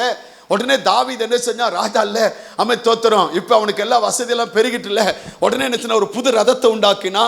ஸ்தோத்திரம் ஆசாரிகள் சுமக்க வேண்டியவர்களை தூக்கி என்ன செய்யனா ரதத்தின் மேல வைத்தான். அதுல என்ன செய்ய காளைகள் என்ன செய்ய அதுல போனது, பெட்டியை தூக்கி வைத்தான். நல்லா ஆடுனா, நல்லா பாடுனா, இதெல்லாம் செஞ்சுட்டு போய்கிட்டே இருக்கிறான். இப்ப என்ன செய்ய அந்த காளை மிரள ஆரம்பித்தது. உடனே என்ன செய்ய ஸ்தோத்திரம் ஊசா அந்த பெட்டியை தொட கர்த்தர் அடிச்சார். ஒரு அடி செத்தான் சீக்கோழி. அதோடு முடிஞ்சது சோழி. இவனுக்கு व्यसனமாகி அதை பெட்டியை கொண்டு வச்சுட்டு ஓடிட்டான். இப்ப அவனுக்கு புத்தி வந்துட்டு. ஏன் அடி விழுந்தது? சவுல் நாட்கள்ல தேடல, ஏன் நாட்கள் நான் தேடி எனக்கு எதுக்கு அடி? நான் கர்த்தரை ஆராதிக்கிறேன், நான் ஜெபிக்கிறேன், நான் ஊழியம் செய்கிறேன், நான் கர்த்தருக்கு கொடுக்கிறேன். ஏன் எனக்கு இந்த பிரச்சனை? ஏன் எனக்கு இந்த போராட்டம்? ஏன் எனக்கு இந்த துன்பம்? உங்க ஆவியை காத்துக்கொள்ளலங்க. உங்க ஆவி விசனமாயிட்டு, உங்கள் ஆவியில சலசலப்பு வந்துட்டு, நீங்கள் இன்னார் என்பதை நீங்கள் அறிவதை நீங்கள் மறந்து விட்டீர்கள். செய்யப்பட வேண்டிய காரியம் செய்யல. இப்ப தாவீது சொல்லுகிறான் பாருங்க, முதலில் நீங்கள் அதை சுமக்காதபடியினாலும், நான் நம்முடைய தேவனாய கர்த்தரை நியாயமானபடியே தேடாத போனபடினாலும், அவர் நமக்குள்ள என்ன விலை பண்ணினார்? சொல்லுங்க, என்ன விலை பண்ணினார்? அடி விலை பண்ணினார். அடி விலை பண்ணினார். நியாயமாக தேட வேண்டியவங்க, நியாயமாக தேட வேண்டியவங்க. அது தேடாமல் போனால தான் இந்த அடி, அதனால தான் அடி. அது அவங்க மனம் திரும்பினா வேதம் சொல்லுங்க, அடுத்த வசனத்தை பார்த்தீங்கன்னா அதே மாதிரி சுமந்துட்டு வந்து அந்த ஸ்தானத்தில் கொண்டு வந்தார்கள். ஒரு அலையில சொல்லுங்க அல்லேலூயா. எங்கே கொண்டு வந்தாங்களா? முறைப்படி செய்யப்பட்ட பொழுது ஸ்தானத்தில் கொண்டு வந்தாங்க. அன்பு தேவ பிள்ளைகளை, ஸ்தோத்திரம். உங்களுக்கு ஒன்று சொல்லுகிறேன், உணர்ச்சிகள் தூண்டப்படும், ஆவி சலசலப்பு உண்டாக்க சூழ்நிலைகள் வரும். ஆனால் எந்த நேரத்திலையும் உங்கள் ஆவியை நீங்கள் காத்துக்கொள்ள பழகணும். ஆமே, எந்த இடமா இருக்கட்டும் உங்கள் ஆவியை நீங்கள் காத்துக்கொள்ள பழகணும். மோசே அந்த உணர்ச்சிகளை தூண்டும் பொழுது ஸ்தோத்திரம், அவன் கலகக்காரரே என்று சொல்லி என்ன சொன்னா, ஸ்தோத்திரம், நாங்கள் உங்களை இந்த பாறையிலிருந்து, கண்மலைன்னு சொல்ல பாறையிலிருந்து தண்ணீரை புறப்பட பண்ண முடியுமோ என்று சொல்லி நினைச்சு நான் கோபத்தில் அடித்தான். அவன் ஆவி சலசலப்பானால என்ன நடந்தது? தண்ணி புறப்பட்டு, கர்த்தர் சொன்னபடி தண்ணி புறப்பட்டு வந்தது. ஆனா வேதம் சொல்லுகிறது, அவன் தன் ஸ்தானத்தை இழந்து விட்டான். எதை இழந்து விட்டான்? அதான் ஒருத்தர் சொன்னான், தன் நிலையை இழந்தவன், தன் நிலை இழந்தவன் அவனை குறித்து சொல்லு, நிலை தவறினால் நிலைமை பரிதாபம். நிலை தவறினால் நிலைமை பரிதாபம். நிலை தவறினால் நிலைமை பரிதாபமாய் போய் முடியும். கானானுக்கு போக வேண்டியவன் நடத்தி கொண்டு வந்தவர்கள் போனார்கள், நடத்தப்பட்டவன் போக முடியவில்லை. அல்லேலூயா. எவ்வளவு பரிதாபமான காரியம், எவ்வளவு பரிதாபமான காரியம். கர்த்தர் வார்த்தையில் உண்மையுள்ளவர், அவர் சொன்னதை செய்வார். அவர் தண்ணி என்ன செய்ய, இந்த கண்மலை தன் தண்ணீரை கொடுக்கும். அவர் சொன்னபடி நடந்தது. அல்லேலூயா. நீ பேசினாயோ பேசலையோ, நீ அடிச்சாயோ நீ அடிக்கலையோ, அதை பத்தி அவருக்கு டோன்ட் வரி. அவர் சொன்னார், அந்த கண்மலையில தண்ணி, அந்த தண்ணியை பார்த்து நீ பேசினா அது கொடுக்கும். அது ஜனங்களுடைய தாகம் தீர்க்கும், அது மிருகத்தினுடைய தாகத்தையும் தீர்க்கும். அவர் சொன்னபடி வந்தது. நம்ம அநேக நேரத்தில் என்ன நினைக்கிறோம், சில நன்மை நடந்த உடனே, சில ஆசீர்வாதம் வந்த உடனே, சில காரியம் நமக்கு கிடைச்ச உடனே நினைக்கிறோம், நான் ஆண்டவருக்காக உண்மைதான் இருக்கிறேன், நான் ஆண்டவருக்கு உண்மையாத்தான் இருக்கிறேன், நான் ஆண்டவருக்கு ஏற்றபடிதான் வாழுங்க நினைக்கிறேன். நோ, உங்களுடைய உள்ளான மனிதனுக்குள்ள நீங்கள் எப்படி இருக்கிறீங்க, உங்களுக்கும் ஆண்டவருக்குள்ள தொடர்புகள் எப்படி இருக்கிறது, உங்கள் ஆவி எந்த நிலைமையில் இருக்கிறது, அது இன்னைக்கு சீரழிந்து போய் கடந்தால் இன்றைக்கு சீர்படுவதற்கு கர்த்தர் உதவி செய்வார். அல்லேலூயா. சவுலுக்கு அதே மாதிரி தான் ஒரு நாள் வந்தது. 1 சாமுவேல் 13ஆம் அதிகாரத்தை நீங்க பார்த்தீங்கன்னா அவனுக்கு அதே மாதிரி தான் வந்தது. ஸ்தோத்திரம். நீங்க அதை போய் வீட்டில் வாசித்து பாருங்க. 8ஆம் வசனத்திலிருந்து அவன் சாமுவேல் வருவதற்கு நேரம் ஆயிட்டு ஜனங்கள் தன்னை விட்டு சிதறி போக ஆரம்பித்தார்கள். உடனே அவன் என்ன செய்தான், ஆசாரியன் செய்ய வேண்டிய காரியத்தை தன் நிலையை மறந்து ஸ்தோத்திரம் அவன் போய் பலி செலுத்த போய்விட்டான். ஸ்தோத்திரம் அவன் பலி செலுத்த போன பொழுது ஸ்தோத்திரம் அந்த செய்த பொழுது அவன் அந்த இடத்துல பலி செலுத்தப்பட்டது. ஸ்தோத்திரம் யுத்தம் அவனுக்கு நெருங்கி வந்தது. சாமுவேல் சொல்லுகிறான், ஏன் இப்படிப்பட்ட காரியத்தை நீ செய்தார்? நல்லா கவனிக்கணும். நாம் கணக்கு கொடுப்பது மனிதனுக்கு அல்ல, நாம் கணக்கு கொடுப்பது கணக்கு கேட்கிற ஆண்டவருக்கு என்பதை மறக்க கூடாது. என்ன நடந்தது? என்ன நடந்தது? ஜனங்கள் சிதறி போறாங்க, பலி செலுத்தப்படல. வருகிற என்ன சொன்னா, சாமுவேல் வர காலதாமதம், அவன் பலி செலுத்திட்டான். இப்ப சொல்லுறான், ஒரு ராஜ்யபாரம் நிலை நிற்காது, நிலை நிற்காது, ராஜ்யபாரம் நிலை நிற்காது. கர்த்தர் உன்னை விட்டு விலகினான், உன்னை காட்டும் உத்தமம் உள்ள ஒருவனுக்கு அதை ஆண்டவர் எடுத்து கொடுத்தார். நம்ம வாழ்க்கையில் இன்னைக்கு, ஆண்டவர் என் ஆவியை காத்துக்கொள்ள எனக்கு கிருபைதார் ஆண்டவரே, என் ஆவியை நான் முறித்து விடக்கூடாது ஆண்டவரே. எந்த சூழ்நிலை வந்தாலும் என்னுடைய போக்கஸ் ஆண்டவர் மாறக்கூடாது. எல்லாரும் அப்படி கண்களை மூடி ஜெபம் பண்ணுவோமே. எல்லாம் கண்ணை மூடி, எல்லாம் கண்ணை மூடி ஜெபம் பண்ணுங்களேன். எல்லாம் கண்ணை மூடி, எல்லாம் ஜெபம் பண்ணுங்களேன். தன் ஆவியை அடக்காதவன் மதிலிடிந்த பட்டணத்தை போல இருக்கிறான். பாலான பட்டணம். அம்மே தோத்திரம். இன்னைக்கு ஆண்டவரை என் ஆவியை ஆண்டவரை நான் கண்ட்ரோல் பண்ணதற்கு எனக்கு அந்த கிருபையை தாங்க. கொஞ்சம் வாயை திறந்து எல்லாம் ஜெபம் பண்ணுங்க. நல்ல வாயை திறந்து ஜெபம் பண்ணுங்க. நல்ல ஆண்டவரை மகிமைப்படுத்தி எல்லாரும் நல்ல சத்தத்தை உயர்த்தி ஜெபம் பண்ணுங்க. எல்லாம் சத்தத்தை உயர்த்தி ஜெபம் பண்ணுங்க. இன்னைக்கு அந்த ஒரு காரியத்துக்கு மட்டும் என் ஆவியை ஆண்டவரே, எவ்வளவு நெருக்கடிகள், எவ்வளவு போராட்டங்கள், எவ்வளவு சஞ்சலங்கள், எவ்வளவு ஆண்டவரை பிரச்சனைகள் ஆண்டவரே, குடும்பத்தில் அநேக நேரத்தில் உங்கள் ஆவியை நீங்கள் காத்துக்கொள்ளலையே, உங்கள் குடும்பத்தில் சமாதானம் கெட்டு போனதே, சந்தோஷம் கெட்டு போனதே, உறவுகள் முறிந்து போனதே, குடும்பங்கிற நிலைமை இன்னைக்கு ஒரு கசப்பா மாறிவிட்டதே, ஏன் வாழ்கிறங்கிற நிலைமைக்குள்ள வந்துட்டோமே. உங்க வேலை பார்க்குற இடத்துல உங்க ஆவியை காத்துக்கொள்ளாதனால இன்னைக்கு அதில் ஆமை ஸ்தோத்திரம், அங்கே சமாதானத்தை இழந்து போய், அங்கே சந்தோஷத்தை இழந்து போய், அந்த வேலையை நீங்க இழந்து போயிட்டீங்களே, வருமானத்தை இழந்து போயிட்டீங்களே, உங்க தொழில் ஆமை ஸ்தோத்திரம், உங்களுடைய ஆவியை காத்துக்கொள்ளாதனால, எஜமானா இருக்கிற நீங்க உங்க ஆவியை காத்துக்கொள்ளாததுனால இன்னைக்கு உங்க வேலையாட்கள் இழந்து போயிட்டீங்க. அதனால உங்களுக்கு செய்யப்பட வேண்டிய வேலைகள் செய்யப்படாமல் உங்க தொழில் ஸ்தம்பித்து போய்விட்டது. இன்னைக்கு ஆண்டவர் நம்மோடு கூட இடைபடுகிறார். ஆண்டவர் இடைபடுகிறார். தன் ஆவியை அடக்காத மனிதன், ஆண்டவரே பதில் இடைந்த பாலான பட்டணத்தை போல இருக்கிறார். இன்றைக்கு ஆண்டவர் என் ஆவியை அடக்கத்தக்கதான அந்த கிருபையை தாரும் ஆண்டவரே. அந்த கிருபையை தாரும் ஆண்டவரே. எல்லாரும் சத்தத்தை உயர்த்தி ஜெபம் பண்ணுங்க. எல்லா சத்தத்தை உயர்த்தி ஜெபம் பண்ணுங்க. எல்லா சத்தத்தை உயர்த்தி ஜெபம் பண்ணுங்க. எந்த சூழ்நிலையின் ஆவியை நான் இழந்து விடக்கூடாது. என் ஆவி முறிக்கப்படக்கூடாது. என் ஆவி ஆண்டவர் அவிழ்த்து போடக்கூடாது. என் ஆவி அணைந்து விடக்கூடாது. ஆண்டவரே ஸ்தோத்திரம். என் சமாதானத்தை கெடுக்கும்படியாய், என் சந்தோஷத்தை கெடுக்கும்படியாய், என் மேன்மையை கெடுக்கும்படியாய், என் உயர்வை கெடுக்கும்படியாய் சத்துரு கொண்டு வருகிற, மனுஷன் கொண்டு வருகிற எல்லா உபாய தந்திரங்களையும், அந்த எமோஷன் உணர்ச்சிகளையும் தூண்ட நினைக்கிற பொல்லாத ஆவிகளையும் இயேசுவின் நாமத்தில் நாங்கள் மேற்கொள்ளுகிறோம் ஆண்டவரே. நல்ல சத்தத்தை உயர்த்தி இன்றைக்கு தேவன் அந்த ஆவியை கட்டுவாராக, அந்த ஆவியை கட்டி எழுப்புவாராக, மறுபடி ஆவியை கட்டி எழுப்புவாராக, மறுபடி ஆவியை கட்டி எழுப்புவாராக. இயேசுவின் நாமத்தில் ஆவி மறுபடி கட்டப்படுவதாக, இழந்த சமாதானம் வருவதாக, இழந்த ஆமென் ஸ்தோத்திரம் சந்தோஷம் வருவதாக, இழந்த உறவுகள் மறுபடியும் சீர்படுவதாக, இழந்த ஐக்கியம் மறுபடியும் வருவதாக, அந்த குழப்பமான சூழ்நிலை மாறுவதாக, அந்த கலகமான சூழ்நிலை மாறுவதாக, ஆமென் ஸ்தோத்திரம் அந்த பிரிவினையின் ஆவிகள் மாறுவதாக, கர்த்தர் தம்முடைய வல்லமையை வெளிப்படுத்துவாராக. நல்ல கைகளை தட்டி வாய்களை திறந்து இயேசுவின் நாமத்தில் அன்பு தேவ பிள்ளையே, உங்களுடைய ஆமென் ஸ்தோத்திரம் ஆவியை கெடுப்பதற்கு சத்துரு பல விதத்தில் முயற்சி எடுப்பார். விட்டு விடாதீர்கள். உங்கள் ஆவியை காத்துக்கொள்ளுங்கள். உங்கள் ஆவியை காத்துக்கொள்ளுங்கள். ரீமானா சம்தாரா ராபாபாபா ரிகாதானா ராபாபா. உங்கள் சமாதானத்தை கெடுக்க, உங்கள் ஆசீர்வாதத்தை கெடுக்க, உங்கள் நன்மையை கெடுக்க, உங்கள் வாசனையை கெடுக்க, உங்கள் குடும்பத்தை கெடுக்க, உங்கள் உயர்வை கொடுக்க, உங்களுடைய ஆமென் ஸ்தோத்திர சம்பத்தை கெடுக்க, உங்கள் வேலையை கெடுக்க, தொழிலை கெடுக்க, ஆமென் ஸ்தோத்திர சபையை கெடுக்க சாத்தான் கொண்டு வருகிற அத்தனை வல்லமைகள் இன்றைக்கு இயேசுவின் நாமத்தில் முறிக்கப்படுவதாக.